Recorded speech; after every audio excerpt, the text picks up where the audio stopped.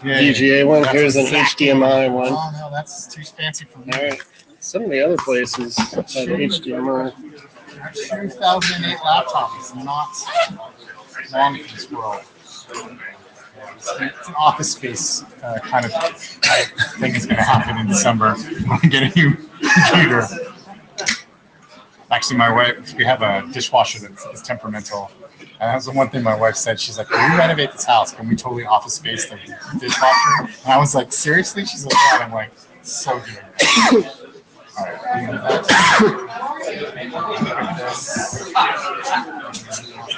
right. No, come on.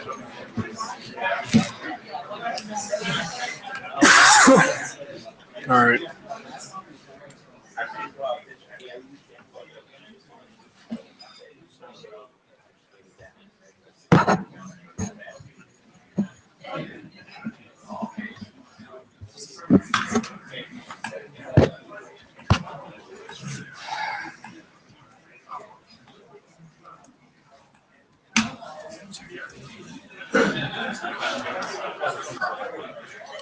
There's a lot of stuff up here. I know. Like, I have sodas, I have waters for the presenters. Blue sheets. Oh, my else need that.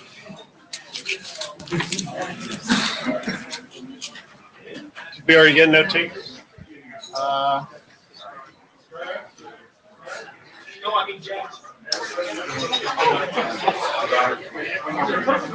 Oh, yeah.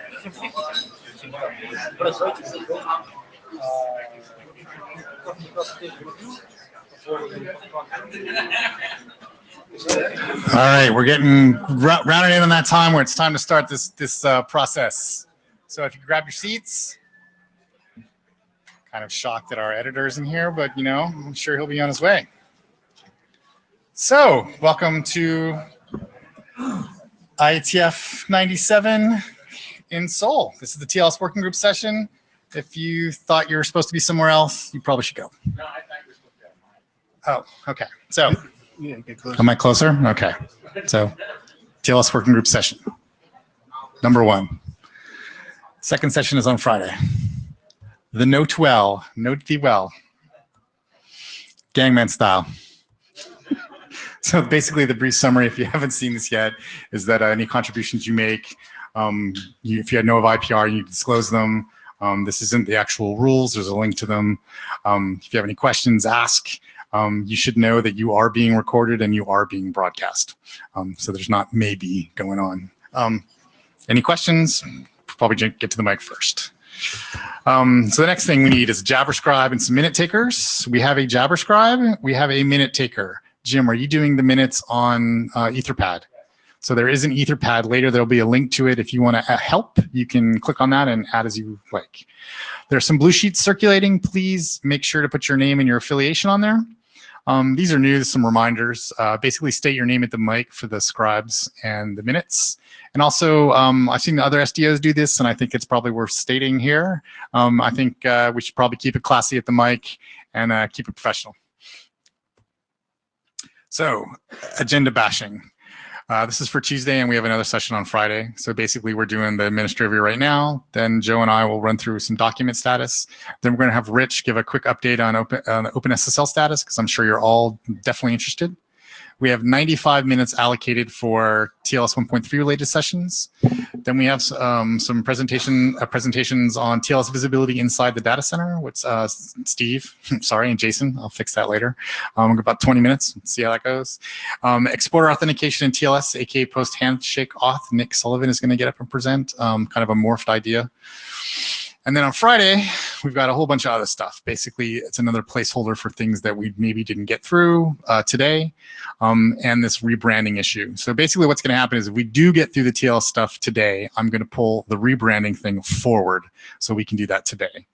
Then we have a presentation on DTLS that Hannes is doing, that Ecker might channel, depending upon when we do it. And then we have other active drafts in the working group is a DNS validation chain extension that is going to stay on Friday. I checked with Melinda. She not going to be able to get slides done yet. Same Nick's slides as well are also going to stay on Friday because he hasn't had a chance to do those. Martin's example handshake traces for TLS 1.3 is 5 minutes. He has no slides. If we have time, we're pulling that forward because it's related to DTLS. And then we have a bunch of docs that have been kind of like in holding. And so we're going to try to talk about those today if we can. If not, we'll discuss them on Friday. And then we have some other presentations, time permitting, on server identity pinning with tickets and optimizations of Internet of Things. So that's kind of the order. So basically, it's going to be kind of fluid. I will update these as we go along, and we'll see how it goes. So basically, we're going to agenda bash on the fly. Does anybody have anything else that they would like to agenda bash? Great. Doc status. We published 3 RFCs since the last time we met. That's awesome. Yay. A lot of them took a long time. Cached info. I think it was in the works for a decade. So I'm really glad to see that got done. Hey, Hannes. Right now we have TLS 1.3 is in working group last call. We also have this elliptic curve cipher suites for TLS 1.2 and earlier, where we're in the process of uplifting it from informational track to standards track. And I guess that I'm curious to know, Yov, if you think that we're ready to go out the door with this one. Well, yes, Sean, I think it is ready for working group last call. There is one outstanding issue that we have to decide what we're doing with Edward's 448 context, and which I think we should just pass the empty string like everybody else. This same subject came up in IPsec.me just an hour ago, and it's going to come up in Kernel on Friday. And I think we should all come up with the same answer. Otherwise, some people will be very surprised. Yes. So I think that's really great. But I think what we probably can do is even last call it with the caveat, knowing that that's the one thing that's open. So that's great. We have this other draft, which is adding some PSK cipher suites for ASGCM and ASCCM. Daniel, are you in the room? You can't tell, I didn't rehearse this at all. So I was going to ask Daniel and say, Daniel, is this draft ready for working group last call? And then he was going to get to the microphone and say, yes, I think it is. So basically that's what's going to happen. So really what the slides are going to look like this at the end of the week. We're going to have 3 documents in working group last call to kind of get the process going. And that means we'd only have hopefully only one active working group draft by the time we get to Chicago, because hopefully TLS 1.3 will be out the door, and we'll talk a little bit about that later. The next thing is this little uplifting thing from informational to propose. One of the things, I sent a message about this to the mailing list. This is purely housekeeping, and if you don't care about process, you need not listen. The idea is that it's informational now. We want to move it to standards track, much like we are doing for the elliptic curve cipher suites for TLS 1.2 and earlier. Because there is no errata on this draft, we can pull some process. We can basically do an IETF last call that says we are uplifting this. It's 4 weeks and we're done. So my plan is, unless somebody objects violently on the list to this process, that I'm going to get that started probably next week by telling Stephen, you object. Yeah, fine, but at least we won't have to actually do any editing documents. So we're supposed. So what Russ is saying is that a new RFC is going to pop out regardless, because the metadata needs to be updated in the header, which sucks, but that's life. But we'll get through the process. One of the new drafts that's going to get added once Joe and I have time is to add the DTLS INR registry updates document as a working group draft. Now, this one's a little weird because we're the chairs and we're the authors, so Stephen is kind of running the process. But basically, this is a collection point for all of the updates that we're doing to the DTLS registries. And then TBD, we got a bunch of documents in the TBD section, and we're going to go over those later. That's the other documents part. So that's it. Good. You want to add anything else? I know I rifled through that. All right. So now we're going to jump into OpenSSL status. Rich.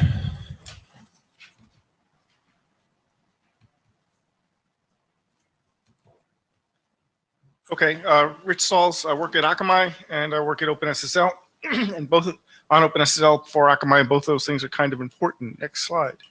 I promised to talk at like a significant fraction of an acre to get done in time. So on the OpenSSL side, yeah, I'm too short. It doesn't matter what we talk. Okay, so all dev work in OpenSSL is now being done on. All dev work on OpenSSL is now being done on GitHub. which means that there won't be big, large changes just sort of suddenly appearing.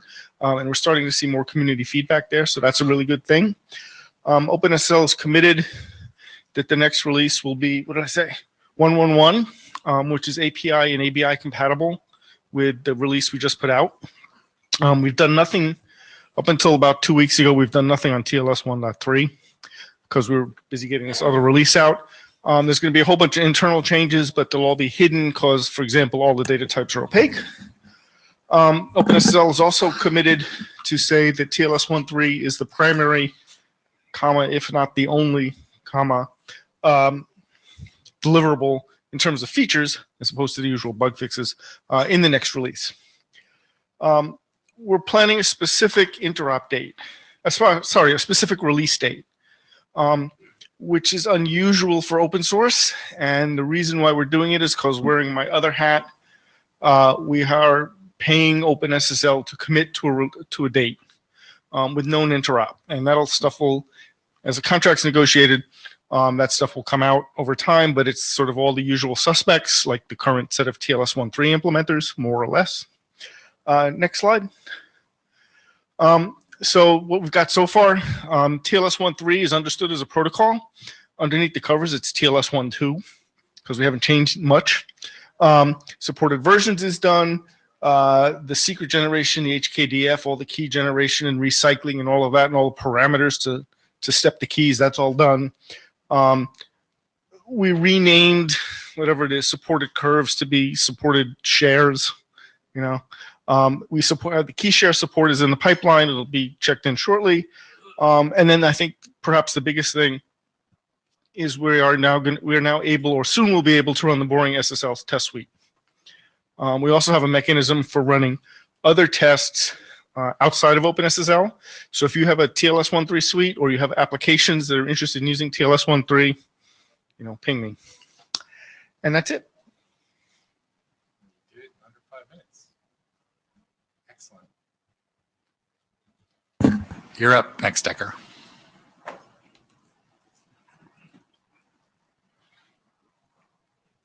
I have water for the presenters as well. Okay. All right. Next slide. So here's the agenda for this presentation. Next slide. So where things are, obviously, we're group last call. It ends the 20th. We now have quite a few interoperable implementations. They're not OpenSSL yet, but hopefully soon. Right now, the two major browsers that have done this, Firefox and Chrome, both have this on or quasi-on in their nightly releases. Firefox has it on by default. I believe Chrome's running an experiment where about half the people get it. And those are both draft 16. And I lie about this. We now have draft 18 in both NSS and Boring SSL, Cloudflare's implementation, and also Mint and Fizz. And although I think Fizz isn't live on the real internet yet, I wish I had, and Boring SSL just landed 18 as well, like about 10 minutes ago. So that's good news. And we have, embed TLS, I forgot. I apologize, I should have got there. And a bunch of other people are doing stuff. You can now, as a free advertisement, if you get a Firefox Nightly or Chrome, the 50% probability, you can go to cloudflare.com and get TLS 1.3. Next slide. So just a point of clarification here. So I'm basically going to be using this in the Shepherd write-up when we give this to the ISG to be like, hey guys, like, thank you for your comments, but we kind of already have interoperability with multiple people. So that's a good plan. Okay, so get this. The more you keep this up to date, the easier that we will do so. Yeah. And I mean, to give you a sense of what we do, at least at Mozilla, we run our code in CI against Google's, like when we do commits. So we have some level of confidence that we haven't screwed up. Next slide. So here's the interop matrix from the hackathon. Things in green are things that work.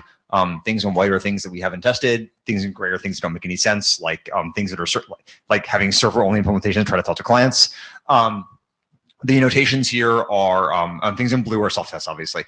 The notations here are which features we tested. So the bottom line here is we have like extremely good interop at 1 RTT. we have some zero RTT interop and a fair amount of PS of resumption interop. So and we're finding I'd be happy to hear from David or Richard or Subodh and Kyle or whatever, but we're finding some ambiguities in the spec, but I think by and large things we're finding to be pretty clear, and mostly when we actually find a defect, you can go back and look at the spec and be like, no, that I'm wrong, you're right, or vice versa. Next slide. Okay, so there were a few issues raised in the last call. I'm going to discuss them in no particular order, other than the order I happened to pull them off the tracker. The first issue is this supported version stuff. So the way the text currently reads is that if supported versions is present, it's the exclusive mechanism for negotiating versions. And I think there was general consensus that was a good way to design things, but the confusion is that the current specs tells you to list every version which you support in supported versions. And so in particular, say you're a 1.0 through 1.3 client, you list 1.0, 1.1, 1.2, 1.3. And so this has the odd situation that in principle, at least one could have TLS 1.2 and legacy client and legacy version in the client hello, and then end up negotiating 1.0 if the server had crazily only turned on 1.0 and 1.3. There was some debate on the list about whether this was a good situation, and a bunch of proposals.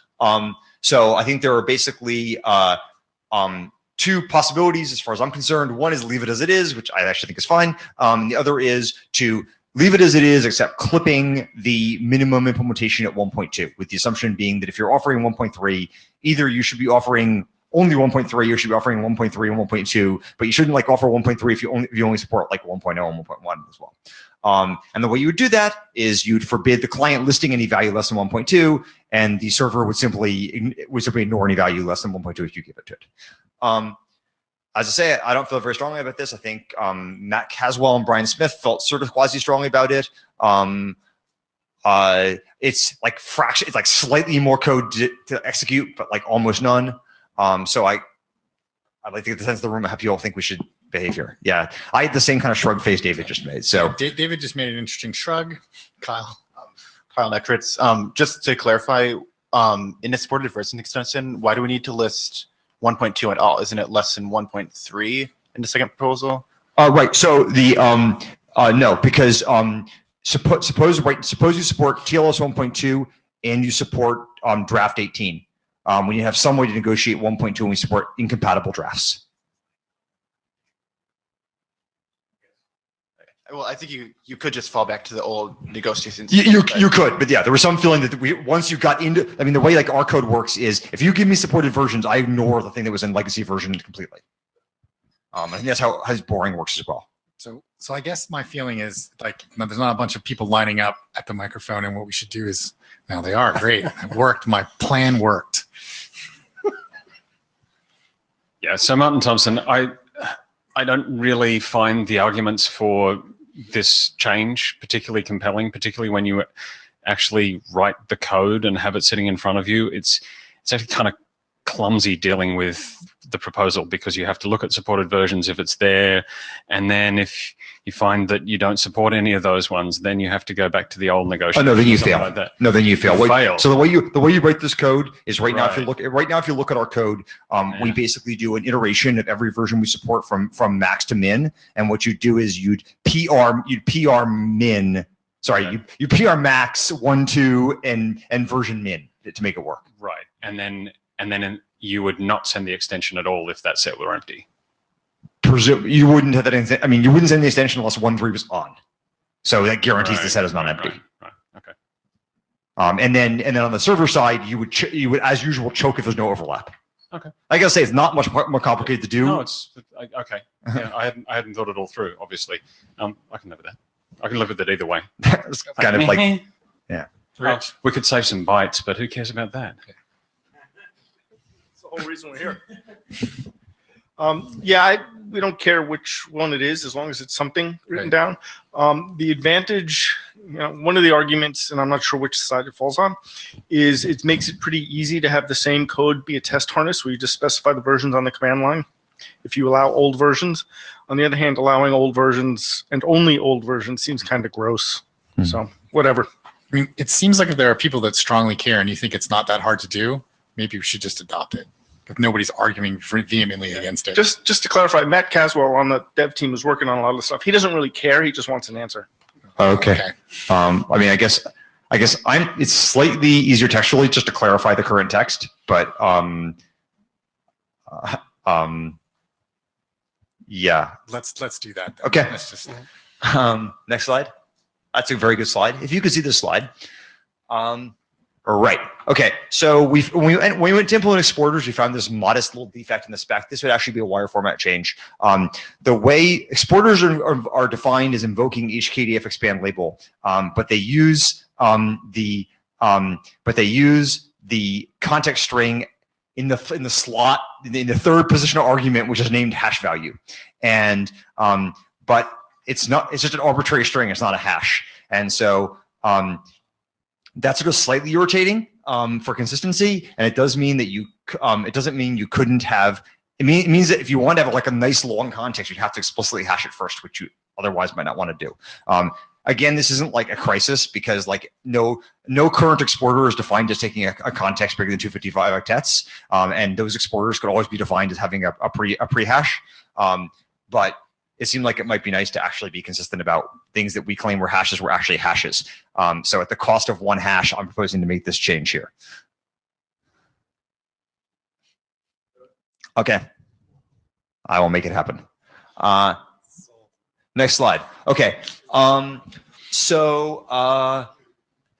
So when we used to have this sort of simple structure where clients actually really couldn't say much, really couldn't do much of anything when they gave certificate authentication, and like couldn't give you SCTs, and I don't think could give you status information either, really. And then we adopted some PR, which number I don't remember, by Nick that basically made the certificate message from the client have like a pile of extensions in it, just like the certificate message from the server, and that.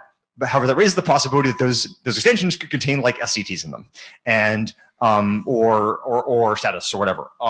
And when you read that text, it like says like, you know, as usual, like you can't send anything in an extension and certificate that wasn't sent in client hello.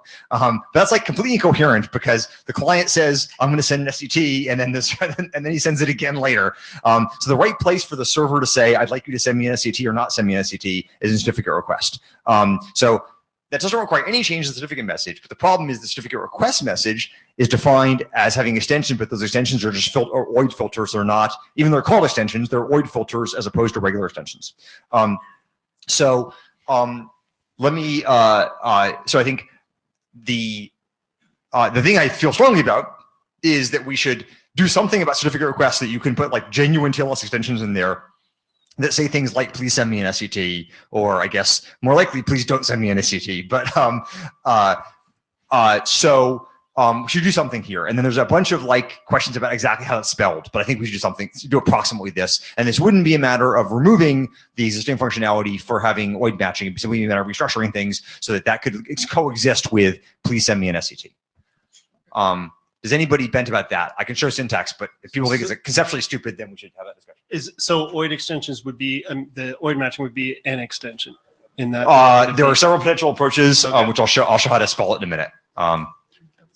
So are the OID matches actually, did we settle that the OID matches are just guaranteed to be exact literal matches? As I remember, the OID matching was done differently depending on what the OIDs were. That's correct, yes. So, okay. I mean, you could just make up a new OID and call it. You could make up a new OID, but that seems like, given that we already go into the trouble to, I mean, given that you want to use the SCT code, the code points for SCT and status requests, like it's weird to pack them into some OID. Because I mean, we stuck this stuff in for Andre, right? No, and we're not trying to remove it. No, I'm trying to make sure, like, if we make changes, it's still. Andre's right there. He'll scream if we didn't get it right. All right. So there are a number of possible ways, as David would say, to spell this. Next slide. The specific way I propose to spell it, which you might not like, is so I've just taken the thing that used to be called extensions and renamed it OID filter, which I'd be happy to name to something else. And then I've taken the thing that I've taken the slot that was called extension, that was called like certificate extensions. I guess it's still called certificate extensions, but it used to take like these new extensions that had OIDs in them that are now called OID filter extensions, and now it takes regular extensions. And then all we're going to do is we're going to define basically a code point that says here's the extension containing my OID filters, and you'll put that in or not put it in as you please. This creates a level. You might say, well, why didn't I just create an extension called like OID filter and have it have like an OID and an extension one at a time? The reason why the reason why you don't do that is that you're only going to have one copy of an extension in any setting, and I didn't want to break that change, break that thing. So as I say, the number of ways that this is the sort of minimal change. A number of people proposed, at least one person, I think it was David Benjamin, proposed that we should instead have we should no longer have the primary key be OID for these things, but have the primary key be code points we assign, which then map to OID. That would also work, but I'm less enthusiastic about it because it seems like more of a pain in the ass. This is sort of the minimal pain in the ass change. There's one more thing you could do, which I should mention. I may have another slide about this actually. Yeah, right. So other possibilities you could do are place the OIDs with extension IDs and flatten the list, or have two lists, the OIDs and the extensions. So I mean, like these seem like entirely like aesthetic questions about how to spell this. So I'm open to having an aesthetic debate, but I think this are unless someone has a strong opinion, I was going to do it this way. The other thing I propose to do is, since we're in here, is to define certificate authorities as a new kind of extension, because like nobody usually uses it, not nobody, but many people offer a certificate request and do not in fact offer certificate authorities in the certificate request. And so having this field, which is like a static positional field, which is generally empty, strikes me as extraordinarily silly. Yeah. So Martin Thompson, I think this is also a good idea. I recently discovered that NSS in some configuration sends 300 kilobytes of distinguished names when it sends a certificate request. Anyone who's discovered that their servers are sending them massive certificate requests, sorry. We've turned. Yeah, I think it's others. It's a special present from us to you, Dan. But we haven't turned it off. We just turned it off in one of the places we discovered it. So expect to see more of those. But I think this is the right thing. The number of times that we actually see people really using distinguished names for selecting of certificates is actually kind of marginal. Most of the time it's just, give me a certificate, I'll take anything you've got. And most of the time people actually understand what that means. I think this is... Yeah. I mean, so we're not... This is all the web PKI roots. We're not... Yeah. I mean, we're not proud of this, right? We're not making it substantially harder to do this. It's just a matter of like, you got to like read one more length byte, basically. Right. Yeah, Ben Kadek, I was just wondering if we had computed how many bytes we save or lose because of the respelling. I haven't, but I mean, I think we because well, no. So I mean, in the most trivial version, I saved you 2 bytes. In the version where you didn't, in the version where all these fields are empty, I've saved you 2 bytes. Okay. Great. I will do that. Okay. So this is sort of Kyle, Chris, is there any reason not to move the signature schemes to the extensions as well, just to be like the rest? We could do that. I wouldn't actually. It might make the implementation slightly simpler. Okay, Martin's saying yes, so I'm on board with that. Move signature schemes to extension as well, so we don't have to. That actually makes sense. Because we can use the same extension processor we use. It'll save a tiny bit of code. Yeah. Okay. Right. This is a pre-clearance for a change. Ever since we screwed with ever since we just like screwed with the record format, it's been like kind of annoying that we have these 3 bytes at the beginning of the message, which always have to contain 230301. And that's like kind of waste, and milliseconds of money and all that stuff.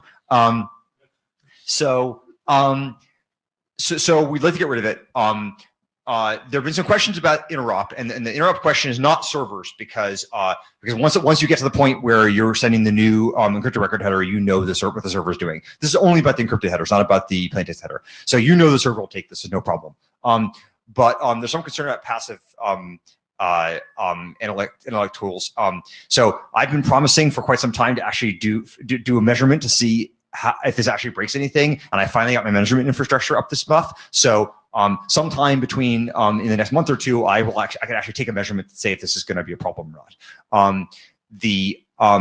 So what I'd like to get is like working group approval that if I come back with a measurement that says like this is not a problem, and of course you can make your own judgment then about what the data actually says, that we don't argue about like whether the technical change is correct. So I've got a PR here. I think number 762. There's one tiny little technical wrinkle which you need to be aware of, which is that if you're doing an HRR, if the client did 0RTT and you're doing HRR, you now have to basically scroll past like all the encrypted stuff, which has the new header format, to get to the clear text client hello, which is the old header format. And so the problem now is that because the length is in an unobvious place, basically you're kind of confused with the status. The good news is that we require records to be no longer than 2 to the 14 plus or minus bytes, and so the top bit is always 0. And so if you just use the top bit to basically be on the new record header format, the problem goes away. So I have a PR for this. I encourage you to take a look at it. If you think this is screwed up and not good, then now's the time to say so, or after you read the PR. And I won't be merging it without some other message to the list saying like I prefer to actually merge it. But it'd be nice if like people think. So if for instance you look at this and you're like, on reflection, I've looked at this and this is the world's terrible idea, then I won't bother taking any measurements, right? So. I think it's fine. Just obviously make sure that you have the first bit set when you do the measurements. Yeah, good point. Thank you. Okay. Anybody else have any concerns? Okay. All right. Next slide. Right. So Quinn sent this message to the list a couple days ago. I think it was you, wasn't it? Yeah. So we had an extended thread about what the limits for ASGCM were. And I thought Quinn might. Here's what he said. There's no point in restating it. He's here. If you'd like an opportunity to make your case, this is your opportunity to make your case. I guess I don't know the chair. I really defer to the chairs on how to manage this particular question. I'm just processing issues as they come in here. So I guess right.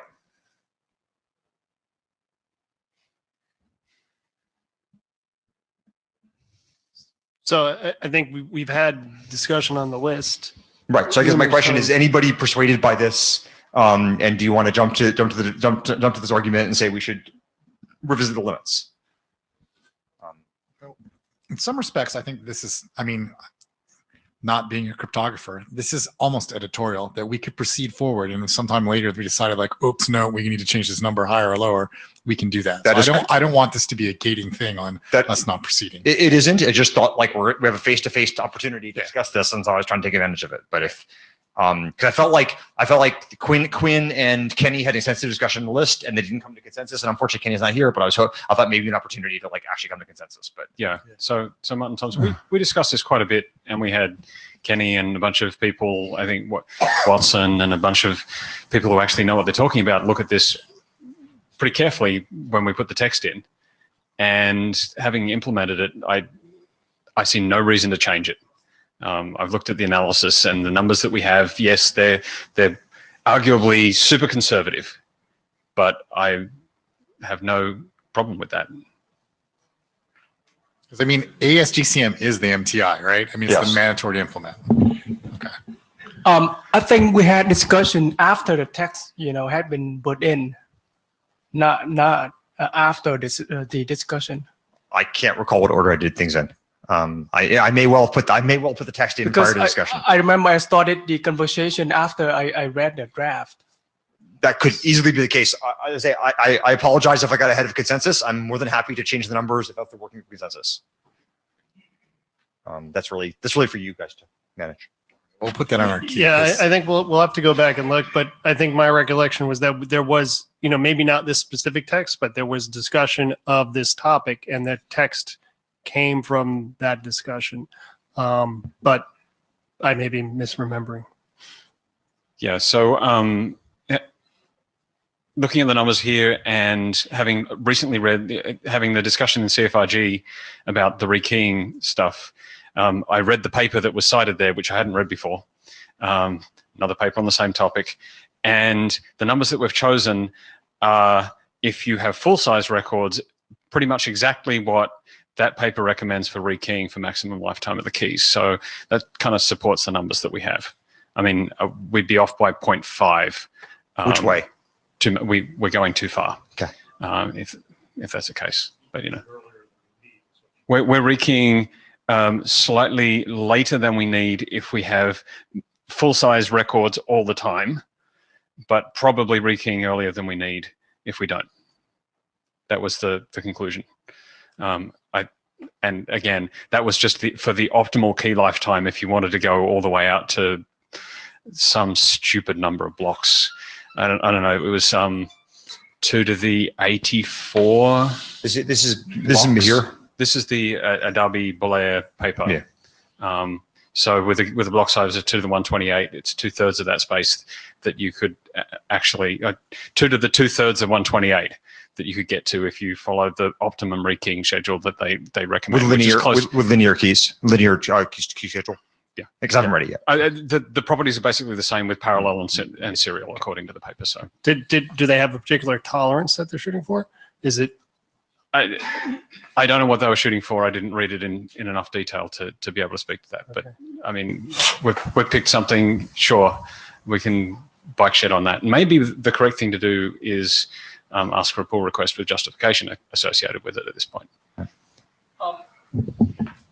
So I spent a little bit of time to break down the issue, which is clearly easier for people to understand. So basically, it doesn't depend on the record size. It all depends on the total length of the messages in the section you have. It doesn't depend on your record size at all.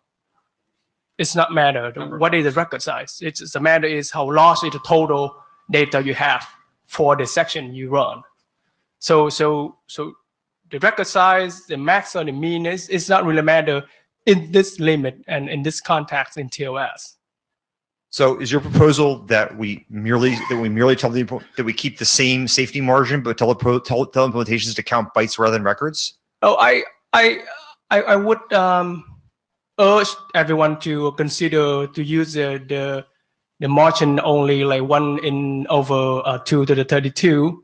And just put a limit on the total data. And we does not need to care about the record size. Record size, small or large, it's not really matter. The matter is the total data in the section under a given key. Well, I thought for the authenticity limits there was a matter of how many authentication tags you processed. But the thing is, even with the limit, with that things, it's safe way enough from to worry about either the key or the IVs to be repeated. So it's way below on the margin side.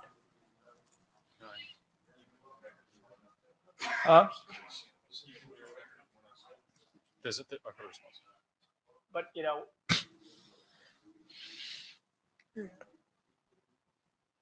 even let's say one block normally you do one. So for one block, right? And you run up to 2 to the 64 IV, for example. And in that way, because you still your chances for IV to repeat is no, it's not going to repeat at the same time, so it does not matter. Don't remember that being the analysis in the Patterson paper. Yeah, even in integrity, it's not matter. The matter is the total data in that section under a given key. Well, I guess so. As I said, I defer to the chairs how to proceed. But we had, like when I have the chair of the CFRG strongly disagreeing with this position, I'd like at least I certainly can't really see how we can make a decision here unless more people are rising to this position. So I think the quickest thing, Quinn, is to put in a PR and then we can turn up the cryptographers who are qualified to argue this point, because I'm not that in that group. So we can get Kenny and company, and you guys can like battle it out.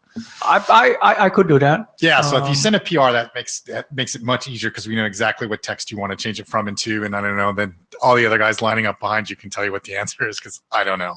Yeah, because the last discussion we had about the authentication was the data limits, regarding to single key or multiple keys. But in the multiple keys, basically you multiply the data complexity. So if you look at about the data complexity as a whole, either data or how many queries you have, and the total would be in about that I'm talking about here is under one given key with that data limit.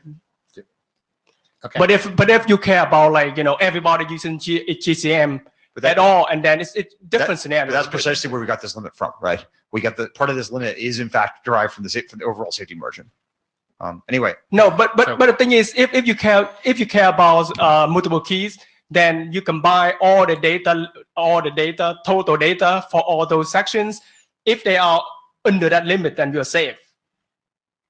So I think the best thing, Quinn, is to submit a PR, and then we can Yeah, actually. I could do that. Yeah, please do that, because Yeah. let's have the mic, other people go to the mic, and because I think we can't get to a complete resolution here now. So Yeah, sure. I do that. yeah, thanks. I just wanted to offer to review. Yeah. Okay. Excellent. Thanks, David. David McGrew put his name in the ring. To Do review. you know anything about GCM? For which we're all Yeah. grateful. A few things. Martin Thompson, just to correct Quinn, it's not the number of bytes that you send, it's the number of blocks that you encrypt, which makes it more complex to track. Yeah, see, we don't track that number. As a practice, the number that we're actually tracking is the record sequence number, and that's the easiest thing to work on. And if you're asking people to track something else, then they're far more likely to get it wrong. That's my argument. Yes, it is easy to do these things in theory.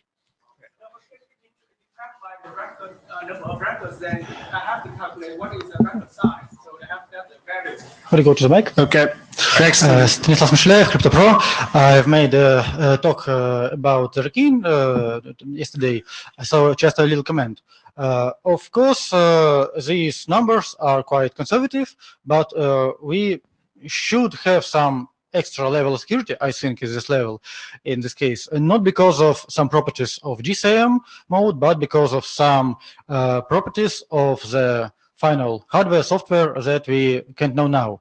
And if it's quite okay for the performance, for the implementations, this extra level would be okay and it will be needed. And about the mechanism of Rekin, it's very good. I told yesterday that it's the same one that was very thoroughly analyzed by Belar and Edele. And I think if we start our work in CypherG about our document on Rekin, we'll definitely fix this mechanism as one of good ones. And so I am for the leaving things as they are.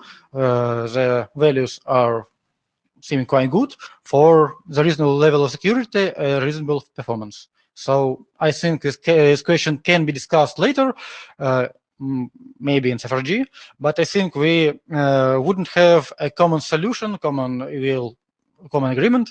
Every cryptographer will have each own opinion, but I think no one would say that this level of security is not enough now. So, Thank you. One more slide. Okay. Right. So now we're up to the timeline. So we're, as I said earlier, the working class call ends on the 20th. Please do, in fact, get me any comments you have by the 20th. I can issue a draft 19 with the changes we made here, described here, modulo, as I said, the record sequence number 1, which will defer, by the 1st. And shortly thereafter, I would anticipate that we'll that NSS and Boring SSL and company will upgrade to draft 19, since it's not going to be a very big change. I will commit to make a serious attempt to get the record header data done by the end of the year, and then we can have a discussion for a couple of weeks. And then I've got a PR for draft 20 for that last change if we need to make it. So it's just I'll just land it. I guess you were saying the end of January for the cryptographic review period. Yeah. I'm leaving a week and a half on the principle that almost no changes will be needed. If something catastrophic is found, obviously need more time. I'm sure we'll find some stuff. People will say you should explain this more clearly or whatever. In particular, I know that the sections of security analysis could use a little buff up, so I imagine someone will catch that during review. Unless something major is found by the 31st, I should be able to get a draft 20 that's public accessible by the 10th. I'm now done. Unless someone wants Just to check here, how many people have read draft 18? Raise your hand. All right, super. Let's get those comments in. Yeah. So one more question, Ecker. I guess there was a message that I sent that was listed link to a blog post, and they said it would be great if you had a state machine. Are you planning? Yes, I'm planning to add a state machine in 19. Okay, great. I'm trying to figure out the best way to do that is in a way that is clear. I find these box diagrams, box diagrams with arrows and stuff, get impenetrable about a state and a half. But I will do something or other. And I've gone through the comments they made, and the best as I can tell, they're either things we know or the things we are already aware of, or their difference of opinion about how we ought to proceed, or they're based on misunderstandings of specification. But if somebody believes I'm wrong, please do shout, and I will attempt to fix them. And for everyone else, please don't do that again. The blog post link thing I didn't like, so I kind of smacked them around a little bit. Okay. Certainly if they post their comments directly to the list. Yeah, Laurie posted quite a long response. So. All right, I'm going to sit down. All right, so we had 95 minutes scheduled and we took 35, so we got a whole bunch of time back. So that means we're going to start doing some agenda shaking. So do you want to do this, or do you want me to do it? I'll take the rest of the time. Yeah. So here's a fun topic. TLS version numbering. You want to stand up there and do the whole thing?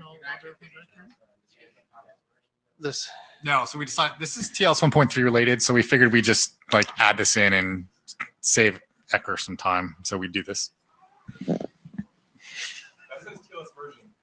No. So now you know how we feel. Okay. So we've had some discussion on the list as to what the name should really be, let the real TLS stand forward. And I guess we've had a couple options. Okay, we've had a couple options. And well, we've started with TLS 1.3. Some people have suggested TLS 2 or 2.0, but that might be confusing. And we have TLS 4 or perhaps more, depending on what you like to maybe avoid some of the confusion with SSL 2 and SSL 3. TLS 98, yes, very good. So these are kind of the options we've heard. So the question really is are there any other options that anyone wants to throw up on the floor now? How about 1.65 as a compromise between 1.3 and 2? All right, buy that meta beer later. So you all have grasped the seriousness of this point. So I think the people that have made these requests are kind of understand it as well. But we do need to actually knock this out. So our plan basically is. So we can, yeah. So yes, if you understand what we're talking about, then please hum for one and only one of these choices.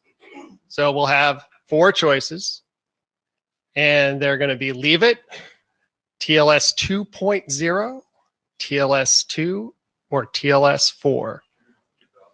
And you can hum for the dog. What's the name of the dog? I don't know. So does everyone understand the questions, and would anyone like to bash the questions? Because this is always the fun part. When we put up questions, everyone wants to tell us the comma's in the wrong place. Or any other comments? Some people had said TLS/2, and I've also heard TLS7. Because it's the 7th version. I'm assuming that TLS/2 and TLS2 are the same thing. T2. T2. All right, let's do it. Remember once. All right. Going once. Here we go. Up. Do we have somebody else who? Okay. How many people, if you want to leave the name as it is, TLS 1.3, please hum now.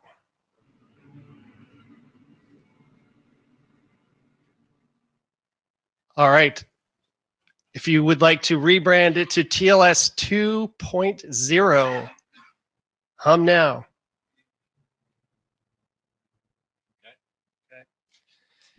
If you would like to rebrand to TLS 2, please hum now.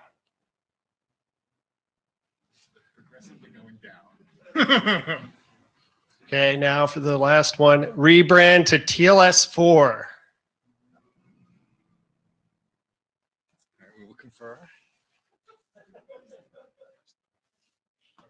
And no, one on Jabber for 2.0. One on Jabber. Okay, I think still, according to my ears, TLS 1.3 stays the same. We still need to confirm this on the Yes, this list, will but still there'll be have to confirmed be on the an list. avalanche of support for it to change. Oh, I'm sorry. I apologize. I forgot one issue.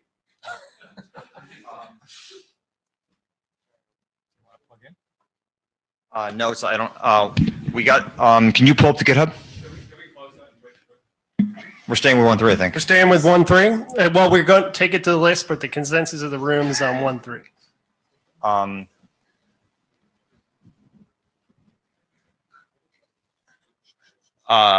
Yeah. Issues. Blah, blah. Are you going to have the homepage done by the time that's ready? Not the draft. Yeah, issues, good. Pull request, sorry, my mistake. So Matt Green proposed a PR to require point validation for EC points. And I just wanted to see if anybody has any objection to that. So I thought that when we did 77, whatever it was for 25519, we had a bunch of discussion about this, doing the point verification stuff, and we put it in, we took it out, and at the last minute, like the cryptographers freaked out. So I just want to make sure whatever we do, we're not upsetting that. Right. So right now there's a requirement for validating group elements for finite field Diffie-Hellman, but not for validating group elements for elliptic curve Diffie-Hellman on either the NIST curves or the CFRG curves. Yeah, so I guess I was planning to merge this, but like I want to see if anybody objects. Isn't there a bunch of messy IPR that would prevent us from doing this? David might know. I mean, isn't it like BlackBerry suing people? I do not know. I knew there. There's other. Yeah. Is I guess here's a question that I think David can answer: is point validation in fundamental algorithms? No. Okay. That's for both the NIST curves and the X25 and 448. So my memory, again, I'm really out of my depth here, but my memory was that on the CFRG curves, at least, the effect of bogus points was limited to allowing you to force you into one of a small number of values that had non-contributed behavior. But I could easily be wrong about that. And this curves is different. So practically, this is Nick Sullivan. Practically speaking, on a lot of NIST curves, point validation is implicit because of the conversion to Weierstrass form. So validation does happen in most applications, even if it's not explicit. Kyle Neckrits, I think like regardless of what it is, we should be explicit about whether like what is necessary, what isn't necessary, and get everyone, the cryptographers, to sign off on that. So it's very clear what needs to be done. So perhaps you can bounce this question to CFRG for opinions. Yavner, I'm not sure about what the concern about IPR is, but at least IETF version 2 had mandatory recipient tests for several years. It's in the IANA registry, and nobody's yelled so far. Okay. This will, of course, become extremely relevant when we examine the draft green something or other in a few minutes. Okay. So I guess I'll fire off email to CFRG to ask for an opinion on this topic. Oh, you're on. You're on, Chef. Actually, the recipient tests in IETF also apply to finite field DH. When public keys are being reused, as in Matthew Green's new draft. Correct. So. Yeah. So I mean, so as I understand it, so we do have defined tests for the development in TLS 1.3 now, though it's limited to I guess this between the values are just like they're just within the range of the curve of the group. Okay. All right. So now we're up for that's not the slide. TLS visibility inside the data center. So two things, not brand new people in the IETF, but first time presenting here. So everybody be nice. Everybody else that's going to get up has been around for a long time. So without further ado, I'll let you guys, they're going to run the slides, and I guess we're going to try to hold comments till the end, or questions till the end, so they can get through the slides, and I'll let them do the microphone thing. There is the pink box that they want you to stay in. It's kind of small in this room. It's for the remote people, so like the camera over there. So if you're in, don't move too far. It'll be better for people that are remote. So thanks. Very good. So one more thing. I am going to run a timer, but since we have more time, we're going to play it by ear, but I'm going to start for 20 minutes. So when it beeps, you'll know what's going on, but I'm not saying stop. Yeah. All right. Well, thanks very much, everyone. Jason Whitty, I'm the Chief Information Security Officer for U.S. Bank.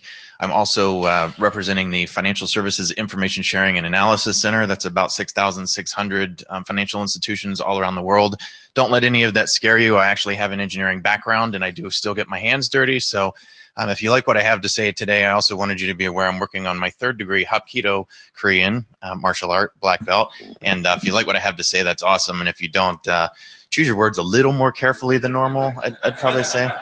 Now, I really appreciate the ability to address you here today, and IETF members, but certainly the first time we're presenting here, and really have a couple of things that we're trying to do. The first and foremost is we're trying to make sure that TLS 1.3 gets adopted in the most wide scale possible. We are very much privacy advocates, very much on the sort of same bandwagon everybody else is, trying to make sure that there isn't unauthorized tapping of the networks and nobody basically noticing this has been going on for a long time. That being said, we've got some real practical enterprise use cases that we want to present today. And we also didn't think it would be very fair if we came to the stage for the first time and basically said, hey, hey, we're kind of raising a little bit of a red flag here kind of late in the game, without having some sort of solution that people could poke holes in as well. So there is an internet draft that you'll see towards the end. We're really not here to go through the internet draft in sort of full detail. It's kind of half-baked right now. It needs a lot more socialization, but we wanted to have this conversation first and just kind of present to you why we really care that much. So Steve Fincher is with me. Steve is kind of jokingly at US Bank kind of considered the, oh my God, what in the heck is going on with this application? Nobody can figure it out. Go call Steve. That's basically Steve. So I don't actually know his real title, but that's his sort of functional title. So that works really well for us, and he'll walk through an example, and then I'll give a couple of information security examples as well. So with that, I'll turn it over to Steve. Yeah, maybe many of you assume this, but we were part of the coalition that put the BITS email together on the email list, and we followed that whole 100 email chain. So for those that participated, this is kind of an extension of that discussion. And I'd like to, what I'd like to do for 5 or 10 minutes is to try to illustrate the need for out-of-band decryption inside the data center in ways that we can't really do over an email list. And by the way, a lot of the topics that I'm going to discuss today are part of the effective ubiquitous encryption draft that will be discussed in SAG on Thursday. Section 4 is enterprise. Can we do the next slide? So what I put up here is kind of purposely hard to read. But I'm an enterprise troubleshooter, which means I'm a sniffer guy, translated. And this is an internet-facing application. And what I did was I included all the infrastructure just so you get a view of what the environment is really like inside an enterprise. So just to try to explain this real briefly, the upper left is where an internet user would come in the internet. You'd hit the firewall, you hit a load balancer in the DMZ. You'd head into the middle column, which is all the main processing. It's web servers, app servers, middleware, down to the mainframe on the bottom. On the left side is database calls and authentication calls. On the right side is fraud monitoring. And the upper right is service calls going out the internet. So you hit the internet proxy, you go through firewalls, and you're out the internet. And when somebody logs in to this particular application, they hit this entire page, literally. And if something breaks, any one of these 400 boxes could be the cause of the problem. So it could be a Cisco problem, the ARP table could be messed up, there could be an interface card that's gone bad, there could be a firewall that's gotten overloaded, it could be a software bug. Literally, it could be anything on this page that's the problem. And I frequently get incident calls with 30 people on the bridge. The application support guys are on there. The firewall guys are on there. The network support guys are on there. The mainframe guys are on there. The server guys are on there. And all of them say the same thing. We've looked at our logs. We don't see anything. CPU's okay. Memory's okay. We don't know where the problem is. Now, not in those exact words, but that's essentially what happens. So they come to our team as a last resort to tell them where in this picture the problem is. So in today's environment, by the way, this is TLS almost all the way through this picture, which is why TLS is a concern for us. So in today's environment with TLS 1.2 and static RSA key exchanges, we're able to put a sniffer anywhere in this picture, above and below the firewall, above and below the load balancer, above and below the web server, whatever. And if we can find the transaction that's failing, we can identify where in this picture the problem is and get everybody unstuck. But the only way we can find a transaction is to be able to decrypt packets and look at layer 5, 6, and 7 to figure out where it is. So right, a user with an intermittent problem, when they call in, we're going to get a user ID, an IP address, and a timestamp. And we're going to find out a particular screen that they were on that's failing. And we have to go find that post and that URL in the sniffer trace in all these various locations. And again, you can't see that in an encrypted packet. And I'll try to illustrate that a little more. Let's go to the next slide. Oh, actually, one more quick thing on that one. This note on the right side, our particular company has 1,500 total applications, unique and different. So if you take this picture, maybe 2/3 of it is shared infrastructure, maybe 1/3 of it is unique. So take 1/3 of this picture, multiply it by 1,500, and that's the complexity of the environment that we're dealing with. So today I may deal with this application, tomorrow it may be a different one, and I need visibility in a different place. Okay, next slide. So I did a log on to one of these applications, and this is a sniffer on our internet connection. I picked a minute before and a minute after my login time, and I mined out, well, another problem is I used to be able to just mine out the user's IP address, but now that we have content delivery networks, that address is obfuscated and we get a CDN IP address. So I have no idea which IP is me. So I have to mine out everything in and out of this particular application. So in the red circle there, it's 3.6 million packets that I have to go through and figure out which session is mine. Okay, next. So this is a view of those internet packets. I've changed the IP addresses, but none of those IPs are mine. Those are all content delivery network IP addresses. The ports are changed. You can see the encrypted packet at the bottom, and or one encrypted packet at the bottom. So there's literally nothing in this packet or any of these packets that will tell me this is my session. It's like looking for a needle in a haystack, except that there's no needle. It's just a haystack with no clue of which person is me if I can't decrypt packets. So next slide. So now I've decrypted a set of packets. This is me. It's a dynamic IP address, so it's not a super big deal. But now it's like light bulbs come on, and the IP address there is me. It's my mobile phone IP. And now I know which TCP conversation is the right one, so I can do a TCP conversation filter, and I've got something to analyze. But my job isn't over, because with a content delivery network, I'm actually coming from 5 different IP addresses in the delivery network, not just one. So now that I've found this and I found true client IP that tells me which IP is mine, I have to go look for other sessions that use that same IP address. And true client IP is not in every packet or every connection. So I have to start looking for other things like user IDs and that sort of thing to find all the TCP conversations that I need just to analyze the particular login that I did. So I spent 2 hours a couple weekends ago just finding everything that was my particular login on the internet. And I guess I'll throw in a general comment for the folks that are working on things like TCP session multiplexing. It does a lot of good things for performance, but it's terrible for support. Because a job that used to take me 2 minutes, literally, to mine out my IP address, get 2,000-3,000 packets and start analyzing, now it's 2 hours of work sorting through all these different TCP conversations, different IPs, different port pairs to try to find the information I need. Okay, next slide. I also, but before I get to this example, let me just mention a couple more general things. This is a huge point, which is the problem I just demonstrated up there. We have through the entire data center, through that 400 box picture, because IPs are NATed all the way through an enterprise. Web servers NAT, load balancers NAT, firewalls NAT. And when I go to take a trace, I can't find my packets if they're encrypted. I have to be able to decrypt them and find the true client IP if it's in there or X-forwarded for. I have to look for the correct post to identify the transaction I'm looking for.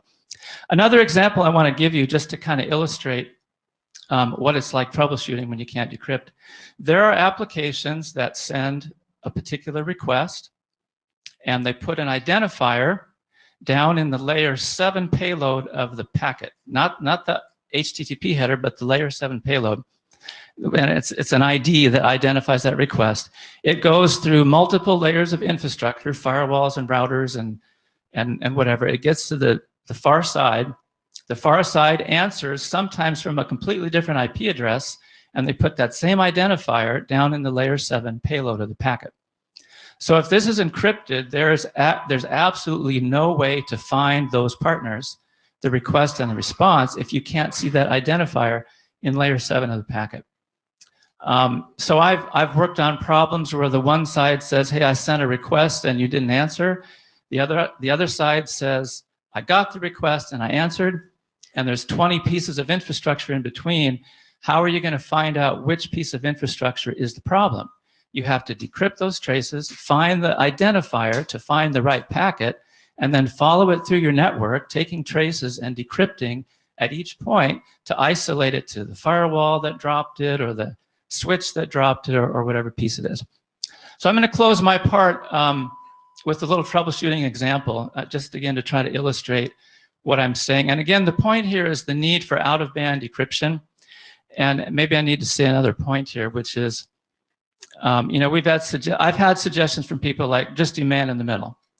Well, in that first diagram with the 400 boxes, I would need 100 man in the middle points in order to get the visibility I need to isolate these problems.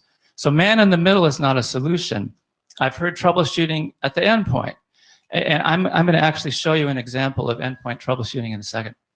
So this is a login to an internet banking application, and we had this weird problem where half of the screen would not populate.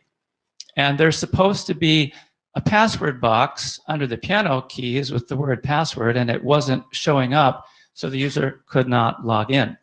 Now, fortunately, it was a small percentage of our user base, but this could have become a huge severity 1 killer problem if we didn't get it figured out.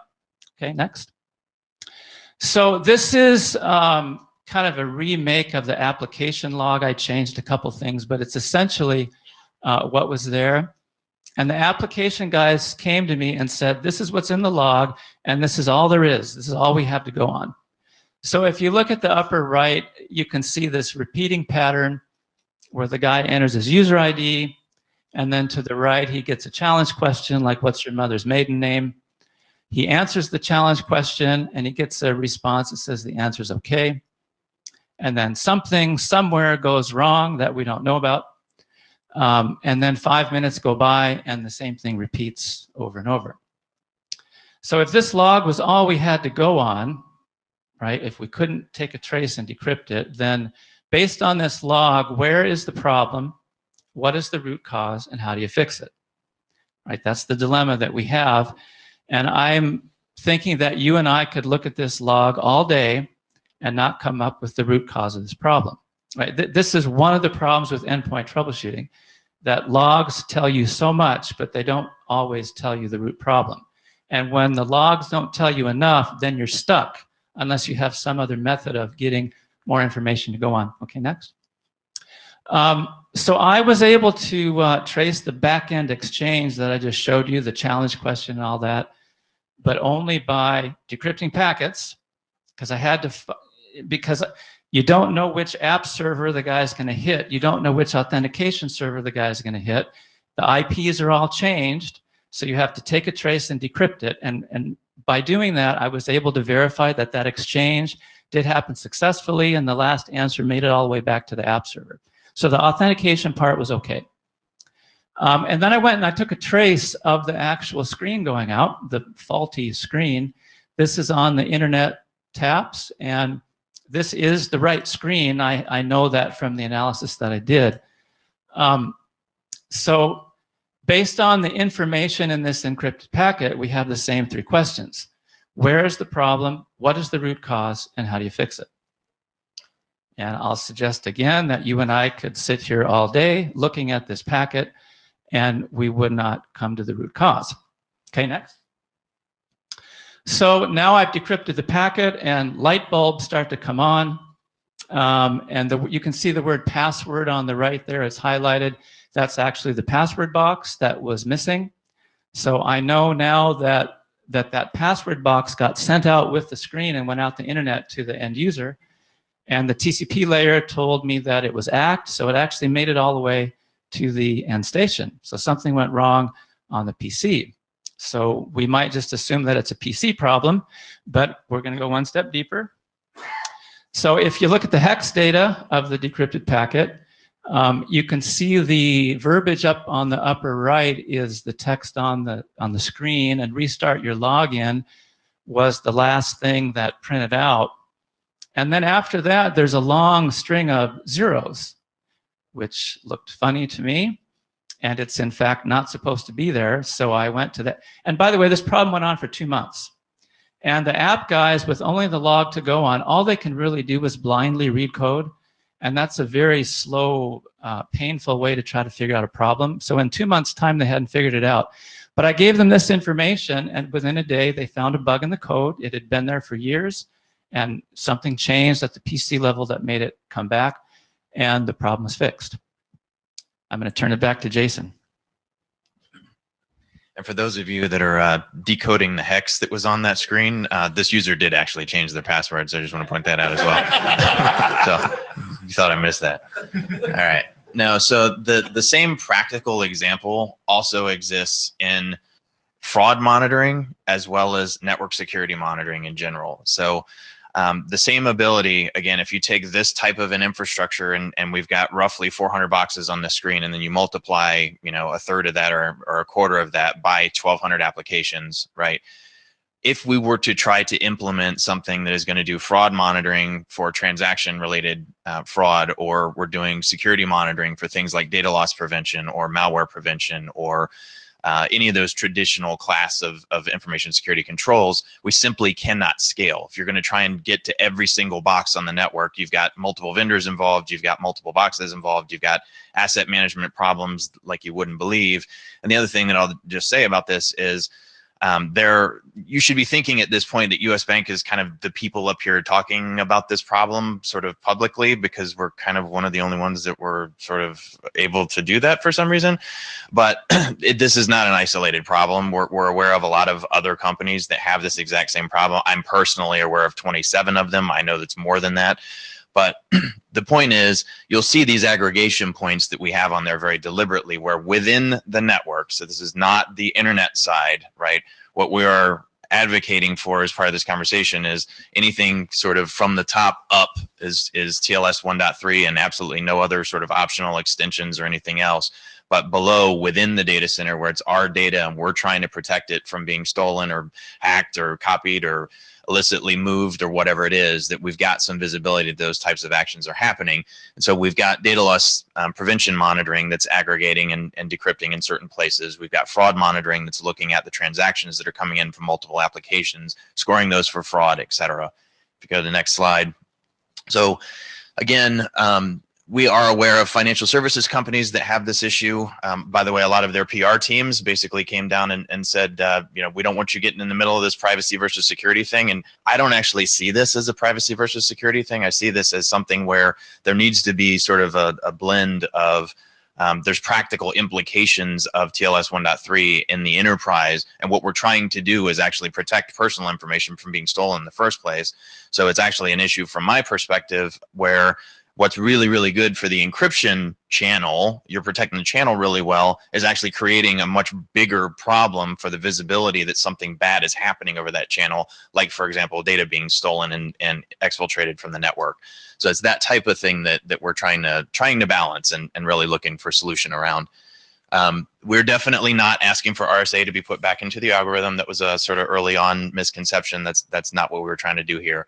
All we were trying to do is saying, look, the regulators take these standards, whether you're applying them to an intranet or the internet as a whole, and they kind of force it down, a myriad of different companies around the world. So whatever we do here is going to have a much bigger impact than might have originally been anticipated. It's not just the internet as a whole or the public internet. It's going to affect large-scale enterprises as well. So if you go to the next slide, what we really are trying to do is say there needs to be some sort of solution within the data center, and we didn't want to come to this group without some sort of proposal. What we've basically done is Matt Green worked with us to draft an internet draft that's out there. You've seen that. It's posted. There's no intellectual property issues with this particular draft, but the big point of it is it's half-baked. It needs a lot more discussion. It's not suitable for publication today. It won't be tomorrow. It needs a lot more smart people looking at it, and smarter people than we are. But if we do nothing, what this is going to mean is one of three outcomes. Either those large-scale enterprises that fall into the category that we do are going to stop encrypting their internal traffic and just do everything decrypted. So just clear text, which, by the way, a lot of companies just operate in that manner today. So it's not a problem for them because they don't encrypt a lot of their internal traffic. Financial services companies have pretty ubiquitous internal encryption practices, so that's why it's such a big deal to us. But there are a lot of large-scale companies that also have ubiquitous encryption internally for transport layer encryption in general.